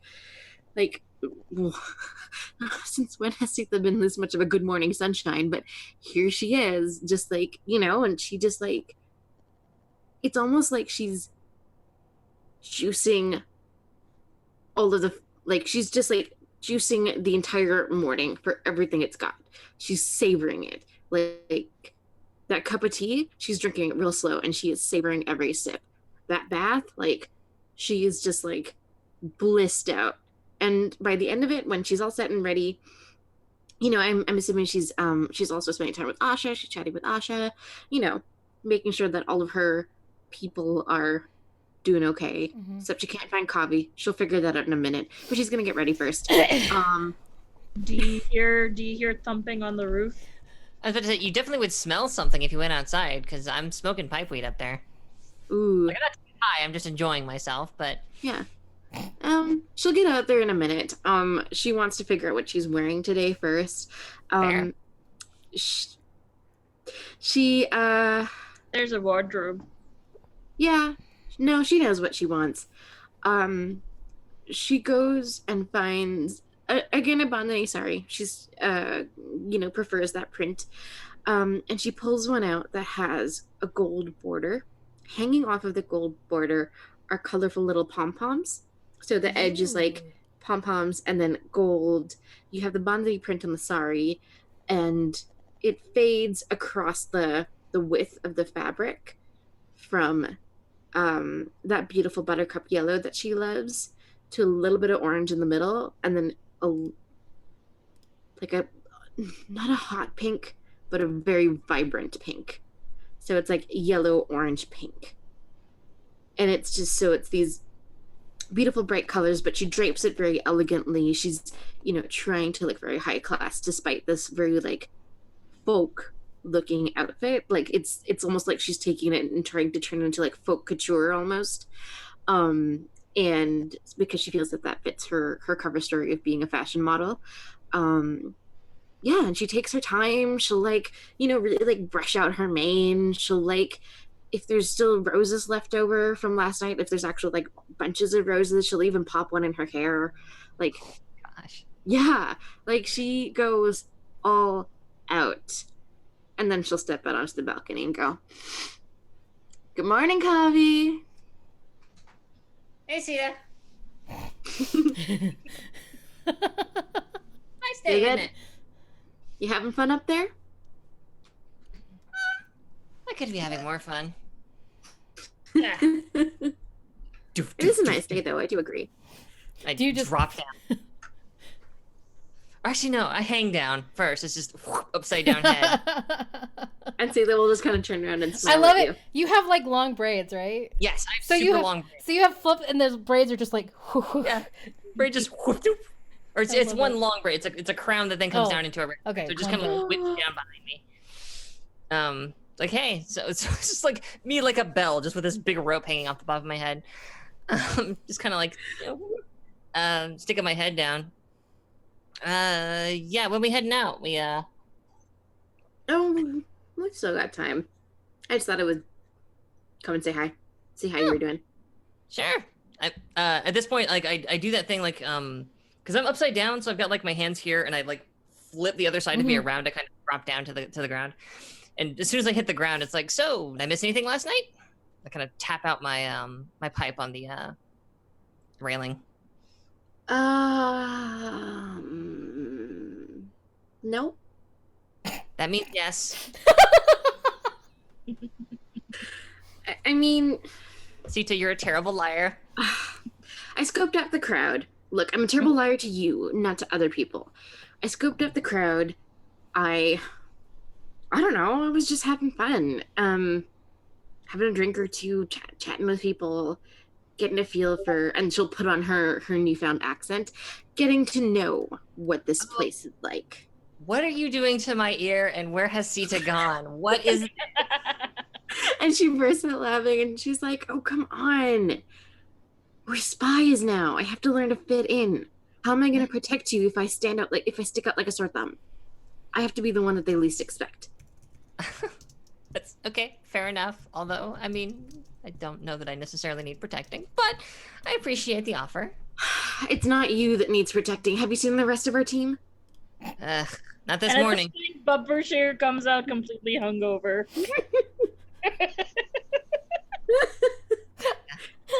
Fair point. Sita says, and Sita just kind of looks and is like, "Yeah, it was a interesting night. I was what's the word here? I was besieged by young, handsome men. Oh no! Whatever did you do? I don't know. Bubbershare saved me. Damn right I did. As I'm now Prakirti's coming in and sort of like sees my state, starts doing the water thing. Okay, Bubba, sure. Drink water, lie down, you'll be fine. Just need to get hydrated there. And that's when I'm like, I love you, Prakirti, you're the best. Okay. Sita very quietly is like, I thought I had it under control, but... Did they kill someone? No, they left a claw in their cheek. And It's looking okay. in the room. And you see my one, it's not throbbing, but it really, like, Oh no. all the nails, one is missing. I'm gonna fold my arms. You just get the biggest frown. You told me this wasn't one of my kind of parties. Look, it took a real turn at the end there, and I don't know why. I say something under my breath in halfling. All right, well, whatever. Hey, but I'm everybody. sorry. No.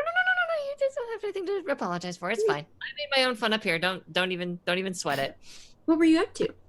Like cut to like Kavi on balcony, bottle of wine.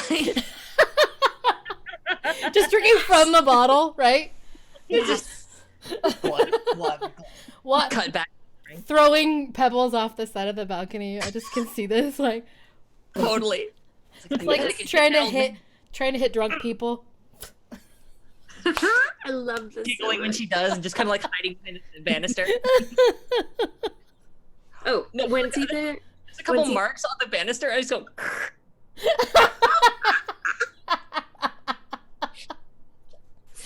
It's only 3 stories up. It's not gonna hurt that bad. No, I'm just kind of like sitting there next to the like we cut back to the present. I'm just next to these marks, and it's like I kept myself entertained. That's good. Yeah. And Sita just kind of takes a long sip of her tea, and she's just like, After it was interesting. I'm no longer hungover, I say, hey, do you want to see my mom today? Sure. Yeah. I start to say yes, and then I look at Sita as if to say, "What's the right answer here?" Your mom? Yeah, I kind of have to go see Mummy G. I mean, we should go under party business as well. Probably would help finding out where Lady Hema is. However, I think Mummy G will be a lot more friendlier if company was present and it wasn't just me alone. Got it. Okay, we're going. Prakirti and Asha are gonna stay back because it's easier for the DM. But yeah, okay. Someone's gonna hold down the I'm fort. still sleeping. Yeah, Yeah. Asha's definitely still sleeping. Oh. Sweet precious baby. Aw. Nobody wake them. Yeah, no. And Prakirti staying back to make sure Asha knows what's going, Yeah. why we're Yeah. here. Yeah. Don't leave Asha alone behind. No, yeah. Yeah. Prakirti will stay back. Perfect. Although apparently I was told I am unacceptably attired. We need to And get I that hand you the shirt I was wearing yesterday, the one I was Oh. bursting out of. And Yeah. Sita looks like she's in pain. They're So I take the shirt and drop it off the edge of the building. So is there a plan B? they're That costed several silver pieces. It was costing me emotionally so much more. So Plan B. there Yeah. are is- some halfling-sized clothes in the wardrobe. oh, Yeah, because Wardrobe- there's lots of courtesans of many shapes and sizes. Yep. Wardrobe of requirement. Yep.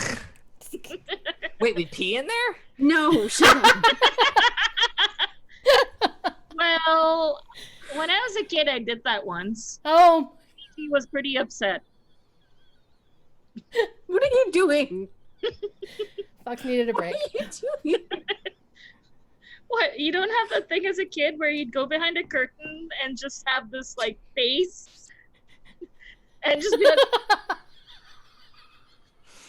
No, okay, we're no more peeing. No. Let's move on. Let's just move on. I'm not putting these headphones back on until I know it's safe. I don't know where this went. I don't know. Okay, anyway, so there is an Leona, how about you tell Copy some options? I love options. Some of my favorite options are options. I don't know. This is so funny. Oh Lord. Because it's late. Yeah. Well, option B is there's a wardrobe over there with clothes in it. Option C is that when we go and see Mummy G, we can find some clothes, or Lady Hema. That was what Topaz said. Option D is that I can take you shopping. So wait, after you're gonna leave me alone with Mummy G? No. You can come with that shopping. But So- I gotta go see Mummy G first, because the longer I wait, the bigger the storm. Okay, maybe not option D then. But you have options. I guess since we're friends now, I should probably tell you that remember when I said I left the city in a hurry? it came up a few times. So I did that without saying goodbye to Mummy G. The stuff happened and I just fucked right off. And Mummy G smoothed everything over, which is why I could even come back here. So, except Mummy G probably knows I'm here and knows it's been 24 hours and I haven't gone and said hello. Do you want to pick her up a gift or something to Yeah. smooth things over? And Can we get another pick bottle of up wine? And at that point, you outfit? notice that I have a small clipping of the catnip you have. And I was like, I was thinking this might do. And it's like this really pathetic, like 2 or 3 leaves, just like a cutting. Okay. I And may it's not. got like a little bow, the tiniest pathetic bow on it. So good. I may not know much about high society. I do know we now have to go shopping. It's no longer optional. We are going to make this right. And you're going to tell us everything about what we should buy to fix this because I mean, Oh my I gosh. did this when I was like a cub, and she found it cute. how old are you now? The appropriate age to be a functioning adult, but I don't know what that would be for tiger folk. I'd say probably 25-ish. Yeah. Yeah, exactly. And I just shake my head. It's the We're going equivalent shopping. of like a pasta necklace. Holy shit, there's an actual owl hooting outside. Macaroni art. But yeah, The spirit of Asha. The spirit of Asha. the spirit of Asha. I heard something and I was like, what? And then I heard it a second time. I was like, oh, Asha. She's just talking in her sleep or talking in their sleep. Talking in their sleep. Yep. Talking in their sleep. So For you're sure. gonna go shopping Yes. before you go. See Mummy G. Yes. We are speed shopping Okay. because Sita does want to ensure Barbershare does not have a worser storm.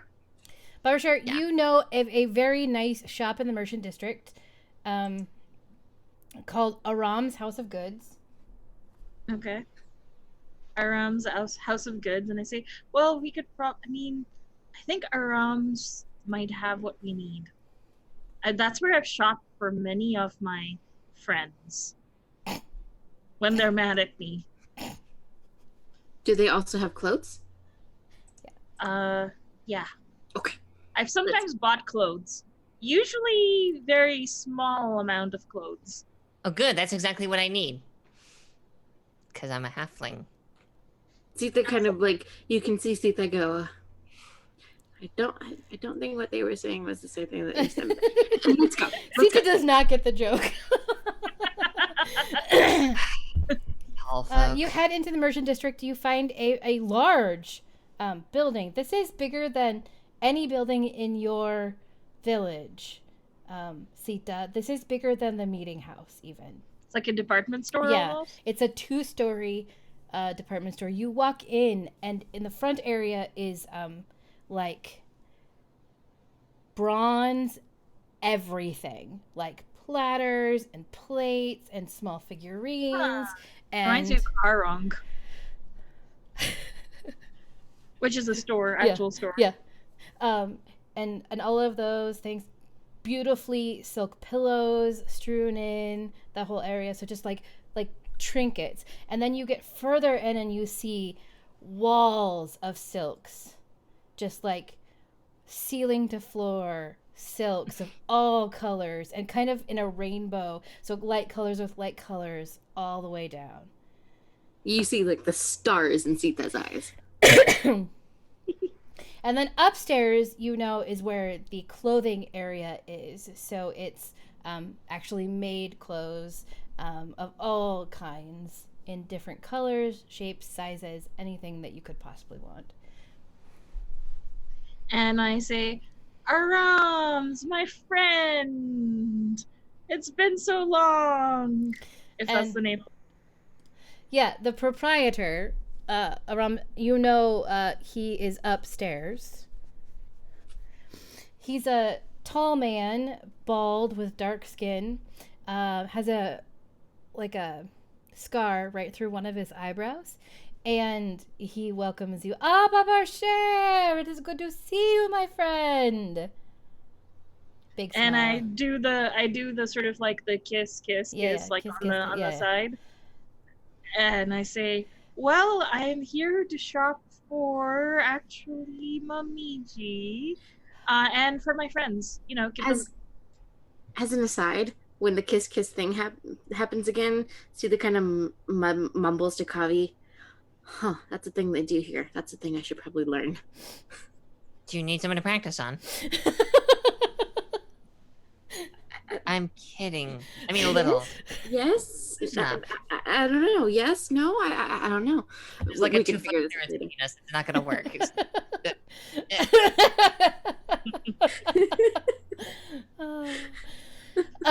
Anyway.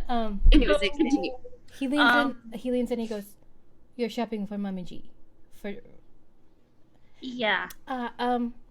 She's not very happy with you. I know, which is why your help.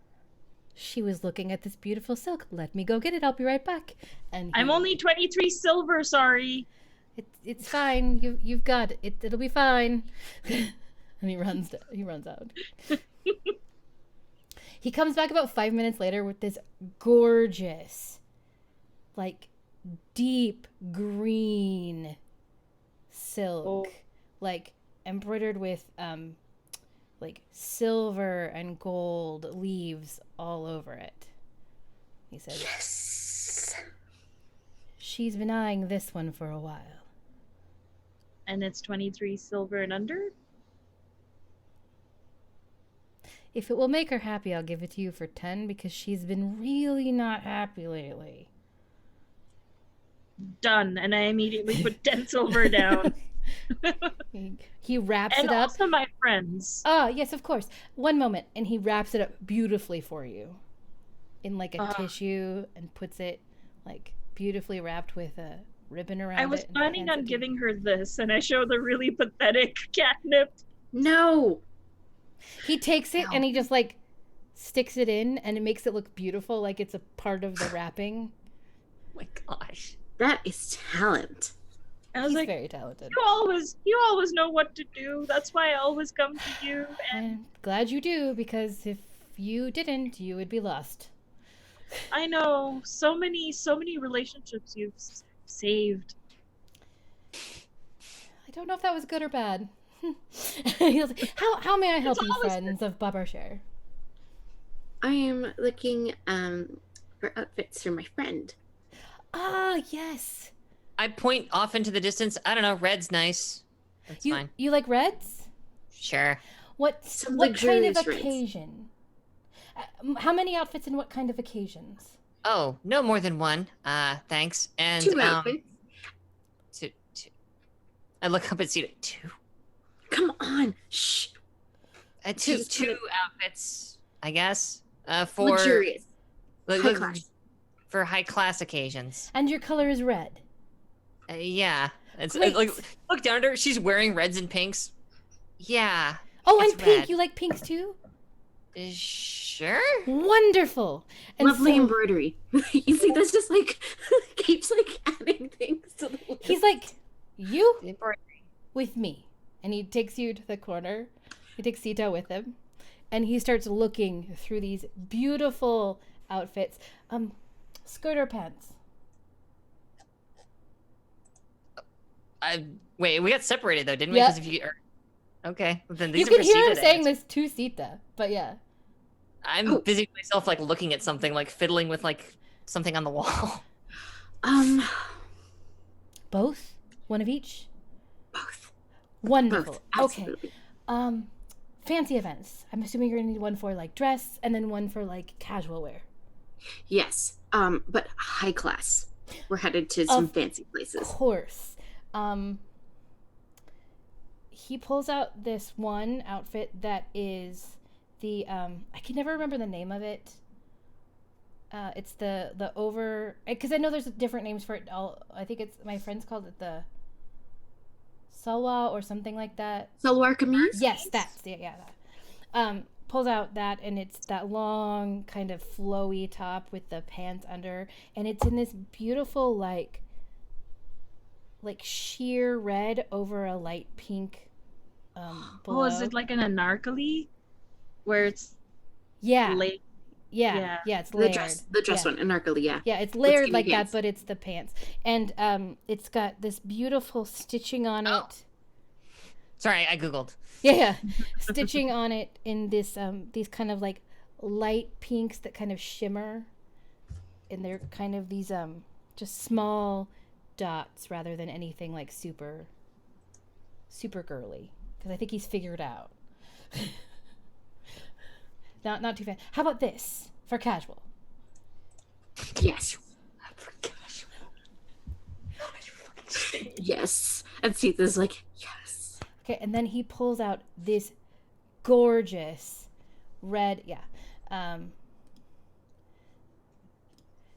this gorgeous red sari embroidered with the most beautiful golds all woven through it, kind of like a shimmer thread through it. And he goes, and this for fancy. Yes. Oh, I love it. Oh, I hope she loves it. Okay. Yes. Okay, let's go show her. I've got like some like other clothes that are like out on display, and I'm just like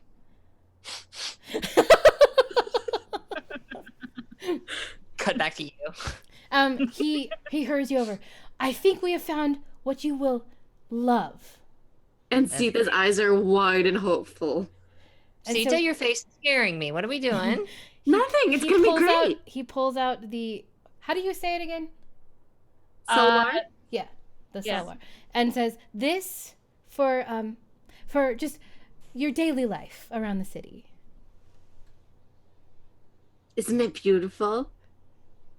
For daily life, you know how dirty the streets are out there, right?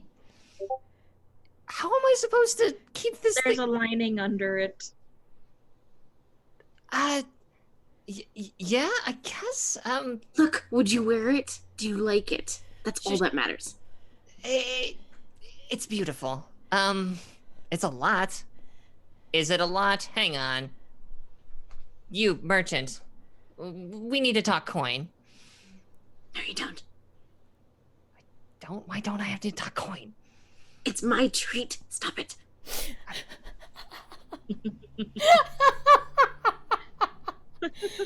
You have never seen Sita so excited about anything. And I'm legit not sure how to respond, both in and out of character. And then he pulls out and he goes, ah, yes, and of course, for the formal events, pulls out. That's not for formal events. Nope, and he pulls out this gorgeous sari. Okay, how am I supposed to move in that? Like, wait, I can't. Like, how am I supposed to like get up on the roof to have a smoke in this? Tuck it between your legs. I know, because I've sometimes had to leave through the roof. It's actually quite a lot It is more quite comfortable yeah, than you would expect. It's very comfortable, and you can even drape it in a pant style. I promise I'll show you. Okay. Well, it is very red. So thank you for taking my input. That is, I was glad to be consulted.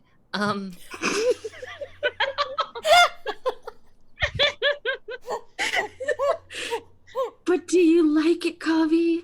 Yes, it is. It's beautiful. It's more beautiful than anything I've owned 14 times over. It is the sort of thing that only queens themselves would wear. Sure, why not? This is great. This is Positive? Yes.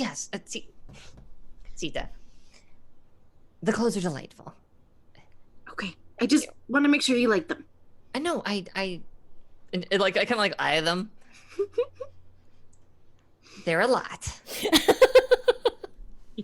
But I want to make sure, and then I turn back to the merchant, but I want to make sure they're not too much. Do you want them to be in a diaper? They wouldn't cheat us. Well, I'm saying I haven't heard a price tag yet. That's all. These are wonderful wares, and believe me, your store is quite impressive. I've been through many markets through town, but I'm just waiting for the sticker shock to happen. That's all. Do you want them to be less a lot? Would that help? Sita, that's what I'm trying to angle for here. Shut up. No, I don't mean like the price tag. I mean like the design. Oh no, oh my gosh, you are incorrigible. No, they're good. They're good clothes. We can stop talking about the clothes. I'll wear the clothes. Okay. Good. So that's all I needed to hear. Yes, I will wear the clothes. And I knock something. I'll pay for that too. It's okay. No, you're fine. Aram leans forward and goes, so, I heard, Pabar, that your friend is a, known model? Why, yes. Yes, totally. That is exactly what... your name, Sita, was it? Yes, but my model name that everyone knows me by is Jenda. Jenda. Ah, yes, of course. Jenda. How about we make a deal? Mm-hmm. Ah, yes. Jenda. We make a deal. You only wear my clothes while you're in town.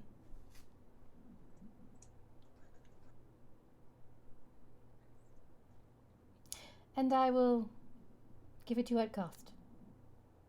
I'll take it. You have a deal. And he's like, so yellow, your color. I can orange. Yellows and golds, some orange and pink. Come back tomorrow morning and I will have an outfit for you. Oh, but you're please the best. Take these with you. And wraps them up very nicely again and hands them to you. Perfect. You're the best. Thank you so much. A fellow connoisseur of fashion. And I look forward to working with you.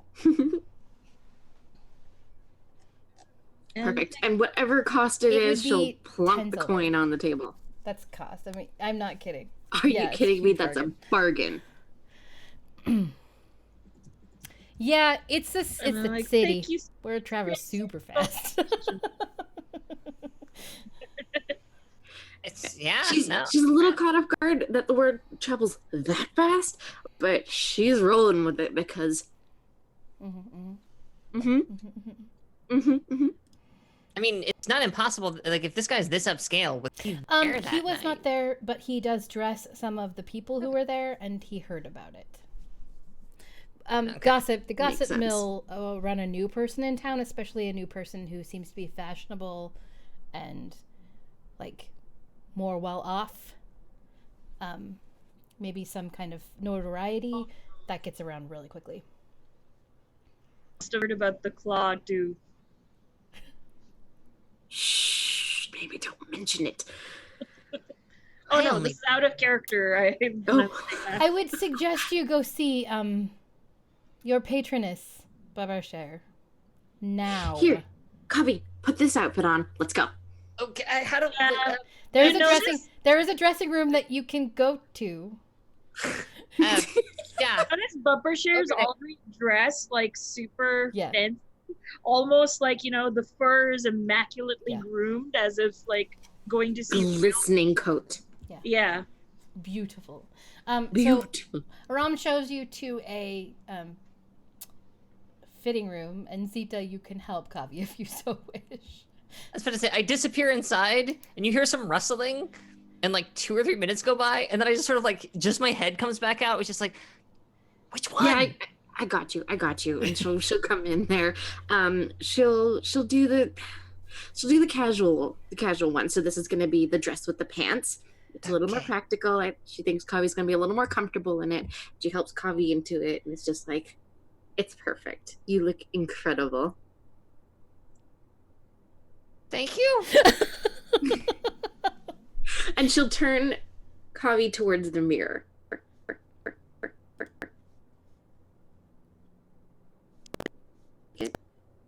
Yes. It's this is probably the nicest thing Kavi has ever worn in her life by a It mile. feels butter soft on your skin. You have never worn anything this nice. Oh, jeez, yeah. Kavi is much in the same way that Sita has sort of come to life. Like, Kavi is just like, she has no words for this and does not know how to react to it. It's just kind of like frozen deer in the headlight style of like, is this okay? Should I be doing this? I'm going to ruin this instantly. We're gonna get like, You're not. we're gonna a drink. And our friend is gonna take care of us. It is fine. Don't worry about it. And she'll actually step out of the dressing room to let Kavi have a minute to like process by herself and like get comfortable Kavi, in her clothing. You always look pretty. You look fancy pretty. As you look in the mirror. Mm-hmm. Okay. Yeah. Well, now I know what I'm getting married in, I guess. All right. Let's do this. This whole time, Aron's been filling you in on the gossip, but he just keeps harping back to, you need to go visit. You need to go. Okay, good. That is where I'm going next. I had to make sure. In fact, I almost forgot that would probably come with gifts. It might have been better if I got something from Guevara, because it would have been nice to show I'm traveling. But I think this will be pretty awesome, and thank you for saving my hide. You have saved it multiple times. And then a slightly blushing Kavi comes walking out of this thing. Aron just goes, magnifique. Like... Mwah, mwah. Beautiful, beautiful. You pull that off so well, my darling. Right, no, I've pulled it on, actually. Ha ha ha. We should get moving. And you head out. Yes. You head into the artisan district, and you're looking for easily where to go. It's in this area over here. Kind of by, let's see if I can ping it, if it will let me. Right there. Surrounded by gardens, is Mama G's house that she owns. And you go and, I'm assuming, knock on the door. It is also a 2-story building. Yep. Actually, there probably would be like a guard or two outside because he's so well renowned and they know me instantly. They're two actually twins, dwarves, but just like the most attractive twin dwarves you've ever seen. Yeah, like they have employed by Mom. Yeah. These great like pointed beards, like well kept, kind of the narrow features. They're just stocky, very muscular, really good to look at, and they're identical on either side of the door. Hello, Tweedledee. You know we don't like it when you call us that, Babarcher. I thought it was funny. And I just break into a big smile. I was like, come on, you missed. Oh, of course. She's waiting for you. You might want to go see her. I know. How bad is it? I hope you brought gifts. And I bring the packaging very distinctly around. That will get you far. And they just open the door for you. And I go to where I know Mummy in G her would front be parlor. at this hour. Yep. And she's sitting on, it kind of looks like a throne.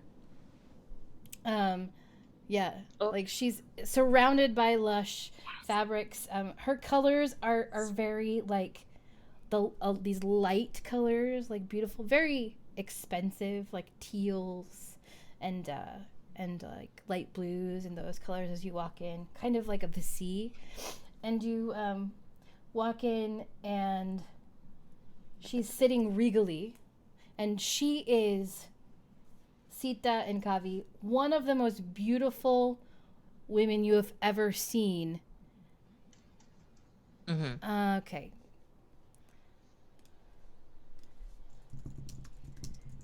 Yeah, I suspect I'm taking a lot of time. Again, this is still not entirely culture shock, but there's a lot of like, wow, this is I'm learning a lot about Babar Share in a very short amount of time.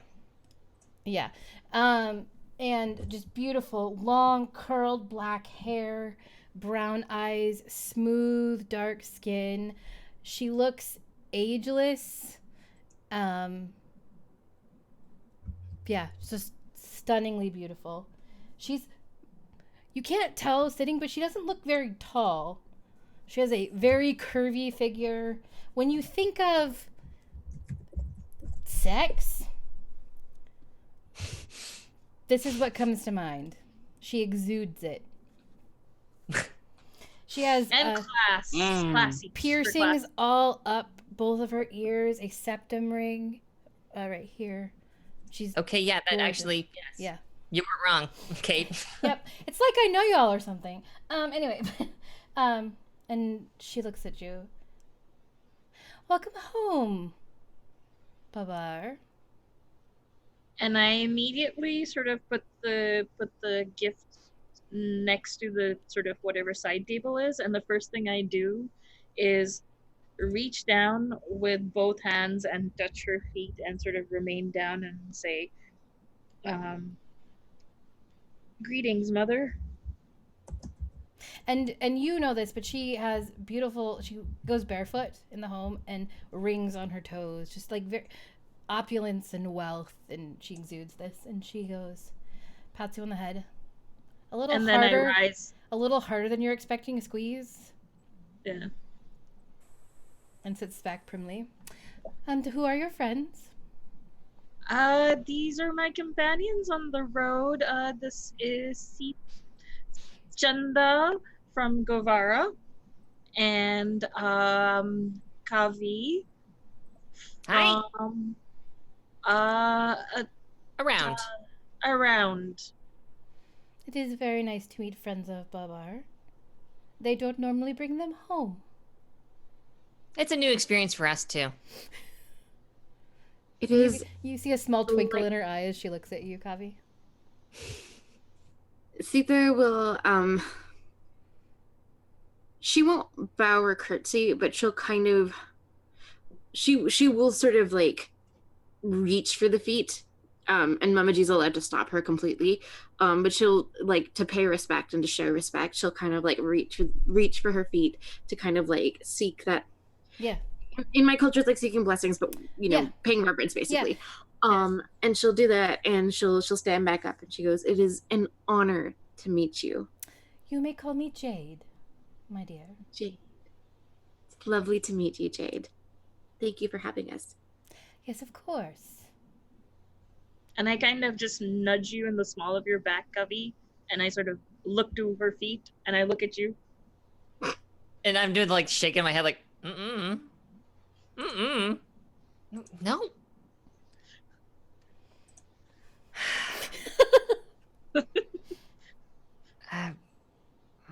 And very awkwardly approach her feet.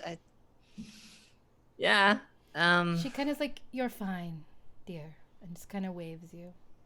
Okay, great. I shoot Babarshare a look back of like, what the hell is going on? Respect. But I guess I turned back around. Like I can actually do like a pretty decent curtsy, so it's like, Yeah, that's good. Yeah. She nods and kind of smiles. You went away rather abruptly. Yeah, let's just say, that, Yes, I cleaned up your messes. You're fine. thank you, Mummy G. I'm sorry. Remember, we talk about, being discreet, my dear. I thought I was. How was I supposed to know they both were married to each other? That is one of the things you find out before engaging in a relationship. And she kind of rolls her eyes back a little bit like, ugh. I thought I had trained you better. And at this point, my head's down, and I'm just... If I could go red, I would be red. But Wow. anyway. We're also here in some business? Mummy G? Yes, how can I help? Lady Hemma, I would like to make her acquaintance. And what kind of acquaintance do you have with the Mistress of Assassins, my dear? And see this eyes widen for a moment. I was told to seek her out. Lady Hemma is going to teach me some things for my safety. I see. I should think you, of all people, would appreciate that any dealings with the assassins would be something that we do not openly share. That is fair. I also would like to know nothing bad is going to happen in my city to those under my watch. Absolutely. No, nothing at all. You tell me who, and I will ensure that they are safe and protected. I will let you know. Consider it done. I trust Babarcher. Thank you, Mummy. You can find Lady Hema, surprisingly, at a small house in the Noble District. She likes to put it out that she can be found here, but it's always better to fly under the radar. And she'll give you directions. Excellent. Thank you. And let me again know if there's anything else I can do for you. Likewise, if there's anything else I can do for you. Of course. Yes, Mummy G. I hope you like the thing I picked up. I'm sure I will. You're not going to open it? She doesn't even open it. She doesn't even fucking open it. Oh, shit. Did you set it next to her? I thought you put it on a table far away from her. No. I put it on the side table next to her. Oh, of course she's gonna open it. She's not that terrible. Oh my gosh. I was like, yo, she is so... I thought you put it somewhere else. And I was like, well. We're like, oh, fuck. She's mad. No. So she takes it and pulls it open. And she smiles. And she tucks the sprig of catnip into her top. Opens it. Looks at it. How did you know? I have the knack. You talked to Aram, didn't you? Yes, Connie Mummy. laughs. I suppose Aram would have also known they were married. Yes.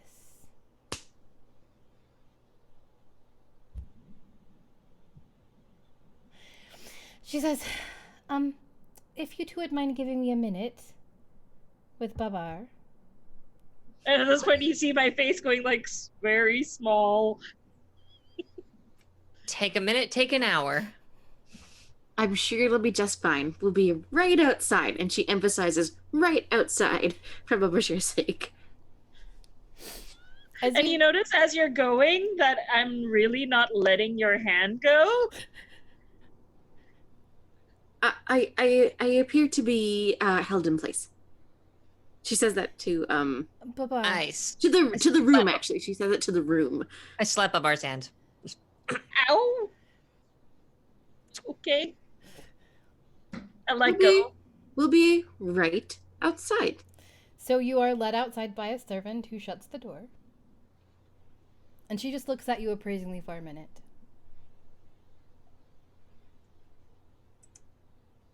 Do you like this? I picked it myself. I do. You look very nice. I always try to please. Be the best. You know not everyone's cut out for the life of a courtesan, right, dear? Yes, but... And I thought that you were. But I think I was wrong. And she stands up and comes up to you and pulls her chin up. Dear, you are more to me than just another person.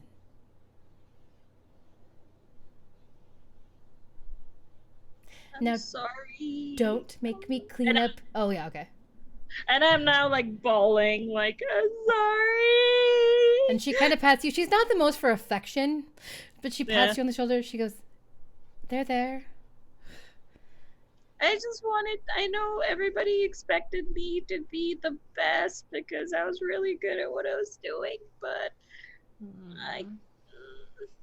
It's okay. How was I supposed to know they were married? You ask.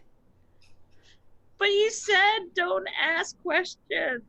Well, sometimes I think you take everything I say just a little too seriously, dear. And she leans forward, she goes, don't make me clean up your messes again. And we pretend like this never happened. Any of this. Now don't... So, do I have to take that back to Aram? Nope, I'm keeping it. It's beautiful if I want it. Okay. Now, go. Meet with Lady Hema. And don't you get into trouble in this city. But say goodbye next time, or I'll never forgive you. And okay, she Mommy. reaches up, kisses you on the cheek, and goes back and sits down. And she's like running her hands over the silk that you got her.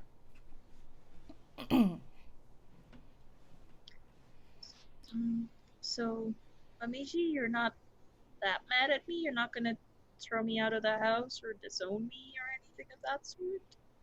You just hear her just go like, and that's it. Okay. And I sort of skulk with literally my tail tucked between my legs out and join the both of you. How'd it go? She didn't disown me. I guess that's a good thing. That's great news. Any conversation you can walk away from without getting stabbed is a good one. I think it's promising. Actually, you know what? That's probably right. I mean, she is pretty good with... She's got little daggers. Hidden in places you don't want to find. See, this is only a lot more tense. Oh, no. But, Well, if she knows Lady Hema, then she's learned a few things. I didn't realize it was the leader of the Assassins Guild. I could have told you that. okay, we need to really have a... We really need to have a talk about this whole sharing with others thing. Because occasionally, then like pulling up my skirt a little bit because I'm like terrified of like dragging it on the ground, stomp over. You're supposed to have it skirting the floor because otherwise it looks like floodwaters, and only servants wear it that way. I am not. I just bought. There's not. I'm not letting She's this drag on my uncomfortable in it. It's fine. It's fine. Listen, don't change the subject. Tell us things from time to time. That's all. So we don't have to walk into situations like that. I thought you knew. How would we know? How? You're from Vernus. Of a big town. And no, I don't tend to walk in the same circles as the Assassin Guild. I was a bunch of circus folk. Where do you think the dogs learned all their skills? Where? probably by her, of course. I mean, that's what anyone who's going to be in charge of security would go through. I don't think either of us knew that. No, this is news to me. The only thing I know about the Assassin's Guild is that if they come around, you leave, and if they have anything to say to you, you say nothing. And if they find you, you're dead. Those are the three things. See this look of like absolute confusion on Bumper's face because Bumper has grown up with the Assassin's Guild and has a completely different point of view of the Assassin's Guild. They're sort of like family in a way. Like by contrast, like like I know what like poor people know about it. They're scary. They're mad scary and very dangerous. They're very protective elder siblings. Terrifying me. Aunt. Like an aunt almost. I have older siblings. They don't get paid to kill people. I mean, that's where I learned some of my basic knife training. The servants are just staring at you all. Basic knife training. What is he still shoot? And see this, like, that would have been nice to learn. Like, didn't know it was the, like, didn't learn in the village, and then she's like, darn, this is kind of nice. And I just asked one of the servants, like, oh, hey, can you throw that knife at that target? Yeah, and they just do it. Straight on. That is, like, on it. Okay, well, anyways, point is, assume we know nothing, tell us everything, and you Okay, so when congratulations. a flower and a bee get together, No, not that. Here, I also have knives on me. Do I? Claws. I've seen what she can do with claws. It's terrifying. It will haunt my dreams of blood. But Thank you, I think. yes, correct. So are things square with your mom or what? yeah, I guess so, except I guess I'm not going to be a protege after all. Which probably means that I mean, that's not terrible. You can find. freaking Zitsy is going to become, and you know that this is clearly not the name of a course on. I feel like you're gonna land somewhere that I think like your employment situation is probably taken care of. You're probably fine. That's a good phrase that certain people say sometimes when they're in a certain profession. Besides, I am sure, and I know that when one door closes, two more open. I guarantee this. Zitsy's gonna say, I told you so. Look, I'm better than you. You're just furry.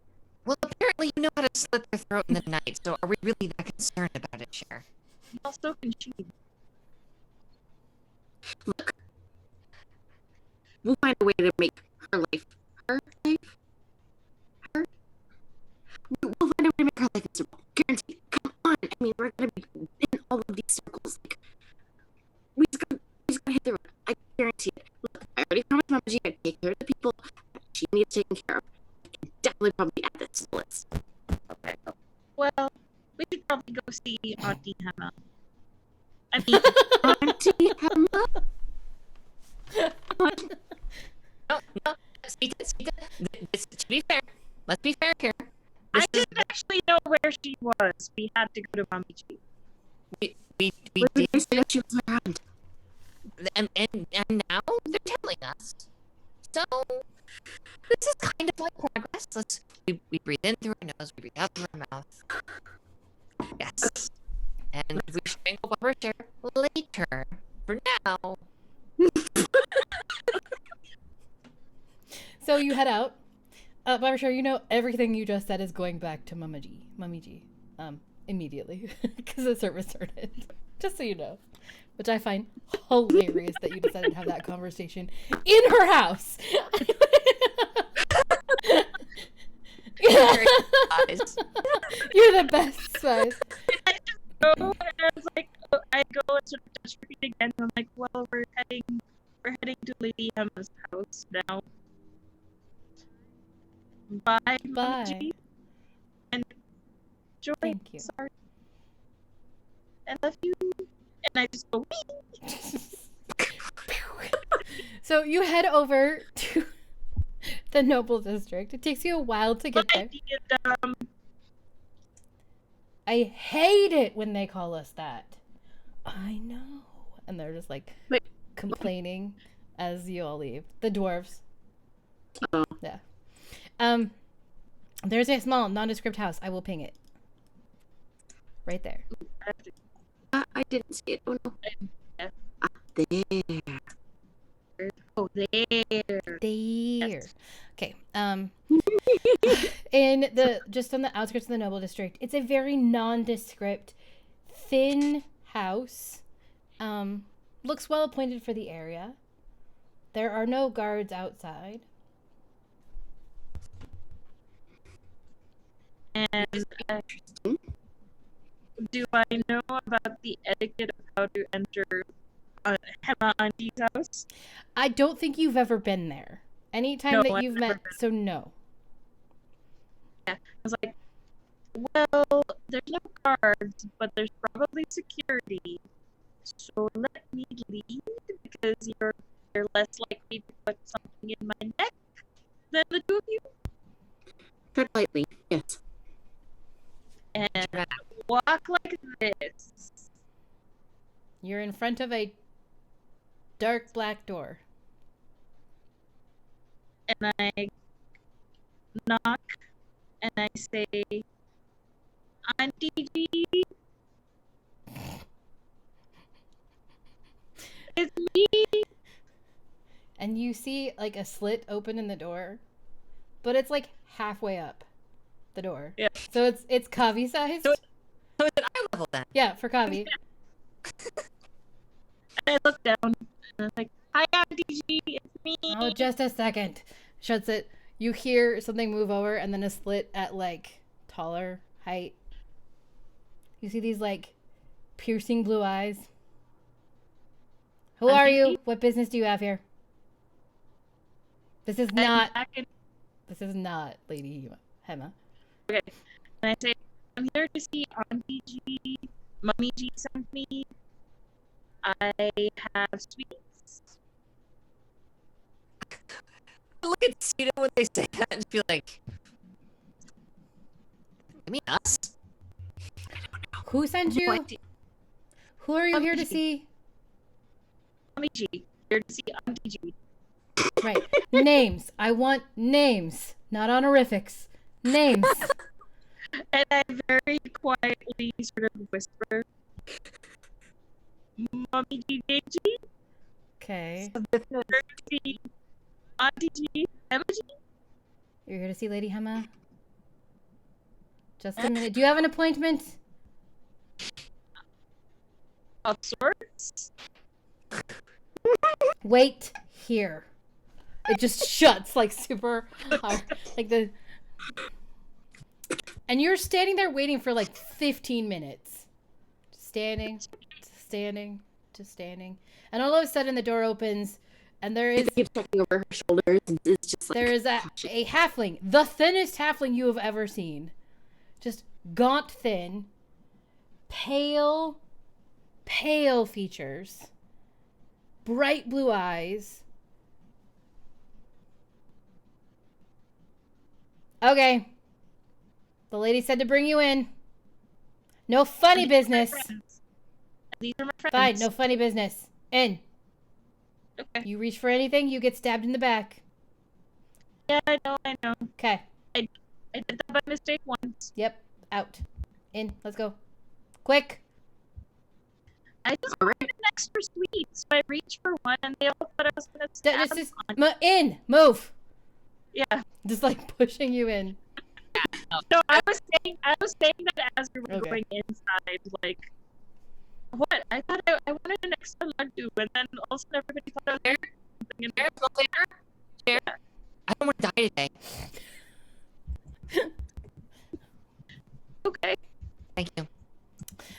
So you are ushered down the hall. The door shuts resoundingly behind you. You are ushered down the hall into a study. It is full of books. There are maps everywhere. It is a well-used study. And standing at the desk is a tall, thin woman with short, shock white hair, dark black skin, and looks at you all and says, "Ah, I see you finally made it. For the and then for the people." And that is where we're going to end it. This isn't the dress I'm going to get married in. This is the dress I'm going to be buried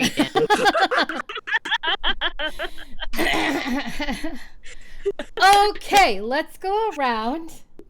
Everybody tell us something you had a good time with this night, whatever that is. Something you enjoyed. I like that something you'd like to see more of, because I've got 3 of you, so it'd be nice to hear that. And then where we can find you on the internet.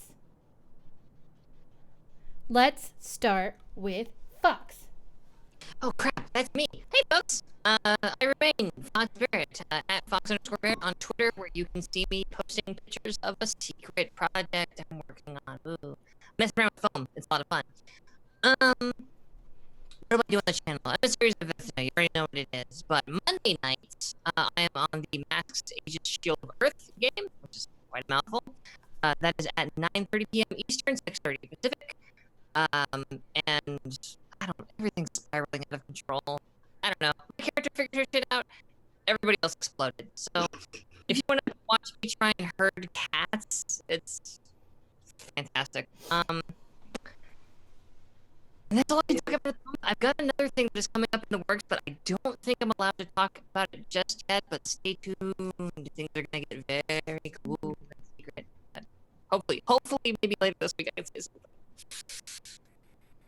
But that's me right now. Anything you liked about tonight? Anything you'd like to see more of? Shit. It's almost like it's 1:52 in the morning, Kate. What? I'm so I know, sorry. you're totally fine. What I liked the most was, I know I keep saying this every single time, but I'm gonna keep saying it as long as you're here. As long as you keep being amazing with your NPCs. I just, the moment that you were like had oh shit, I lost the character's name, but the bartender from the inn we were staying at. Yeah, it was like, I want to bet you fell in love. It was just like, oh my god, I love this so much. That whole exchange, it was like, this is life. This is life for me. Thank you. So that was like, I love it. Absolutely adored it. More of, wow, that's a toughie.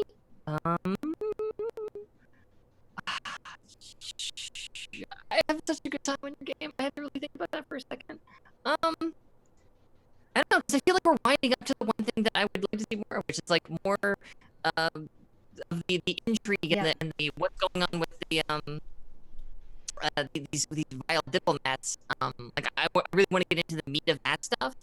But it sounds like we're winding up to that, so I feel a little weird being like, give me more of the thing we're gonna do next week. You'll get it. Yeah, I promise. But yeah, that's what I want to see. I want the larger plot to reveal itself a little bit more. That's what I'm super looking forward to.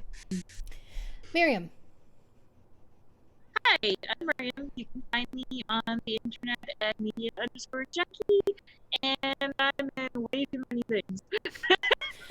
That's my line. Yeah. Hey, we can share. So, yeah, I'm the GM for the Emissaries. New episode hopefully will come out in like 5 minutes and not like 3 hours ago. And Leona is one of my players for it. It is pretty awesome. It is a decolonized D&D podcast in search of it. And I'm also on Saturday nights, Adventures in Agony. And just before this, 3V, usually either GMing, playing, and hopefully helping backup producer. Yeah, that's me. As for what I think Fox kind of had it in terms of, I would like sort of more getting into the main story, but I also love these moments. I could spend forever just in fucking around town sort of thing. Phrasing. But I think the thing I loved the most was Cubby's face with everything. Just the new clothes. And that was really, really super cute. And I think my personal favorite moment was the whole, oh yeah, I could have told you that.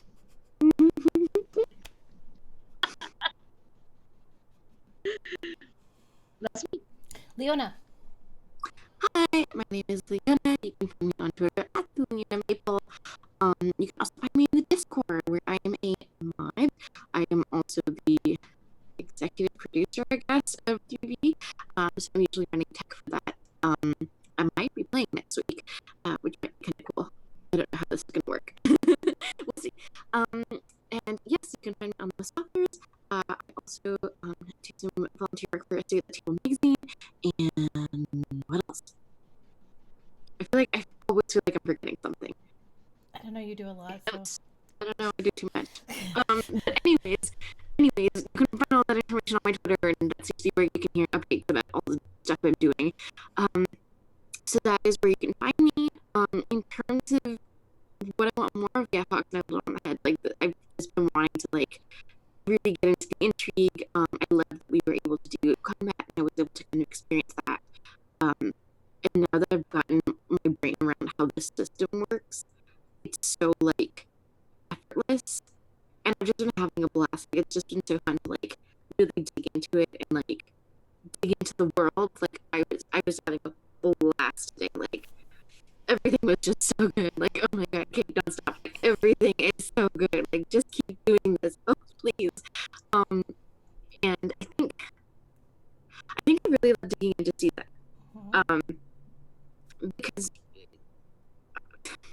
I'm cursed to only learn my characters as I play them. I wish I could know in advance. I don't. I don't. Push comes to shove, they come to life. Everybody does. Yeah. Well, it was a different kind of push come to shove. Right? She was thrown into such a completely different situation that brought a very different side of her to life. Right? She no longer had to be a cat herder, bitch in charge. She was able to let loose, and I'm really, really happy with the way she's turning out and how ridiculously excited she got. And it was so much fun to just play that and just, I don't know, I just really loved it. So yeah, that was probably my favorite part, was digging more into Sita and just having a blast and enjoying every single second of this. So yeah. Nice. I'm Kate. I go by Mia Midair on the Twitters, which is where I spend most of my time if I'm not in the Discord. I lurk in the Discord a lot, although I do a comment sometimes. Just depends on the day. And you can find me, again, all over the place here at Welcome to the Party. I'm here, of course, Sunday nights. Tuesday nights, I'm part of Rifts, Blood, Dirt, and Chrome. It is at 8 p.m. Eastern. I think it's 8. Yeah. It's 8. 8 p.m. Eastern. I have to remember. It's so hard for me because I'm so used to. And then on Friday nights, I'm a part of Dragon Dark Days, our D&D campaign that is set in the Tomb of Annihilation at this time. We just lost 2 people. It was very sad. So if you want to cry, you could watch the last episode because there was much crying. We lost a PC and an NPC. And that is on at, I think, 9 p.m. I can remember, 9 p.m. Eastern time. And then I'm also an editor for the Writers Project, and there's some really awesome articles coming out. Yeah, so is Miriam. Awesome articles and writers. Okay. Oh, you're an editor? That's right. And Fox. There's so many editors on this. I'm a writer and editor. Yeah. We have really cool articles that are going out on the Patreon, so go check us out over there. Buy some awesome merch. Hang out with us on Discord. All of that fun stuff. I love playing with you all. It gives me life. I love your responses to everything that you do, and I promise that we are getting into the intrigue. It just has to lead up to that. Yeah. Oh, yeah, if you stop throwing scarecrows at us, we get through this. Come on, I just sometimes have to do random encounters in the wilderness, or it's not fun. All right, who are we rating tonight? Anybody cool? You're fine. You're fine. Yeah. Leona was definitely ready, just ready to go. It's Magic late. modifiers. It's late. It's magic and modifiers. Magic and modifiers. We are rating magic and modifiers. Go give them some love. Get your emotes ready. Give them a follow. We love And to hang remember to join us in the Discord and buy merch and all that kind of stuff. all that good stuff. We love you very, very much. Thank you for hanging out with us. Oh, and I'm supposed to do 3, 8, there we go. Oh, yeah. Okay. Okay. It's counting down. Okay, bye. Bye.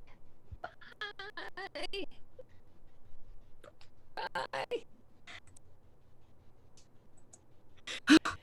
Long 10 seconds. I know, it's so long. Okay. Okay, you can turn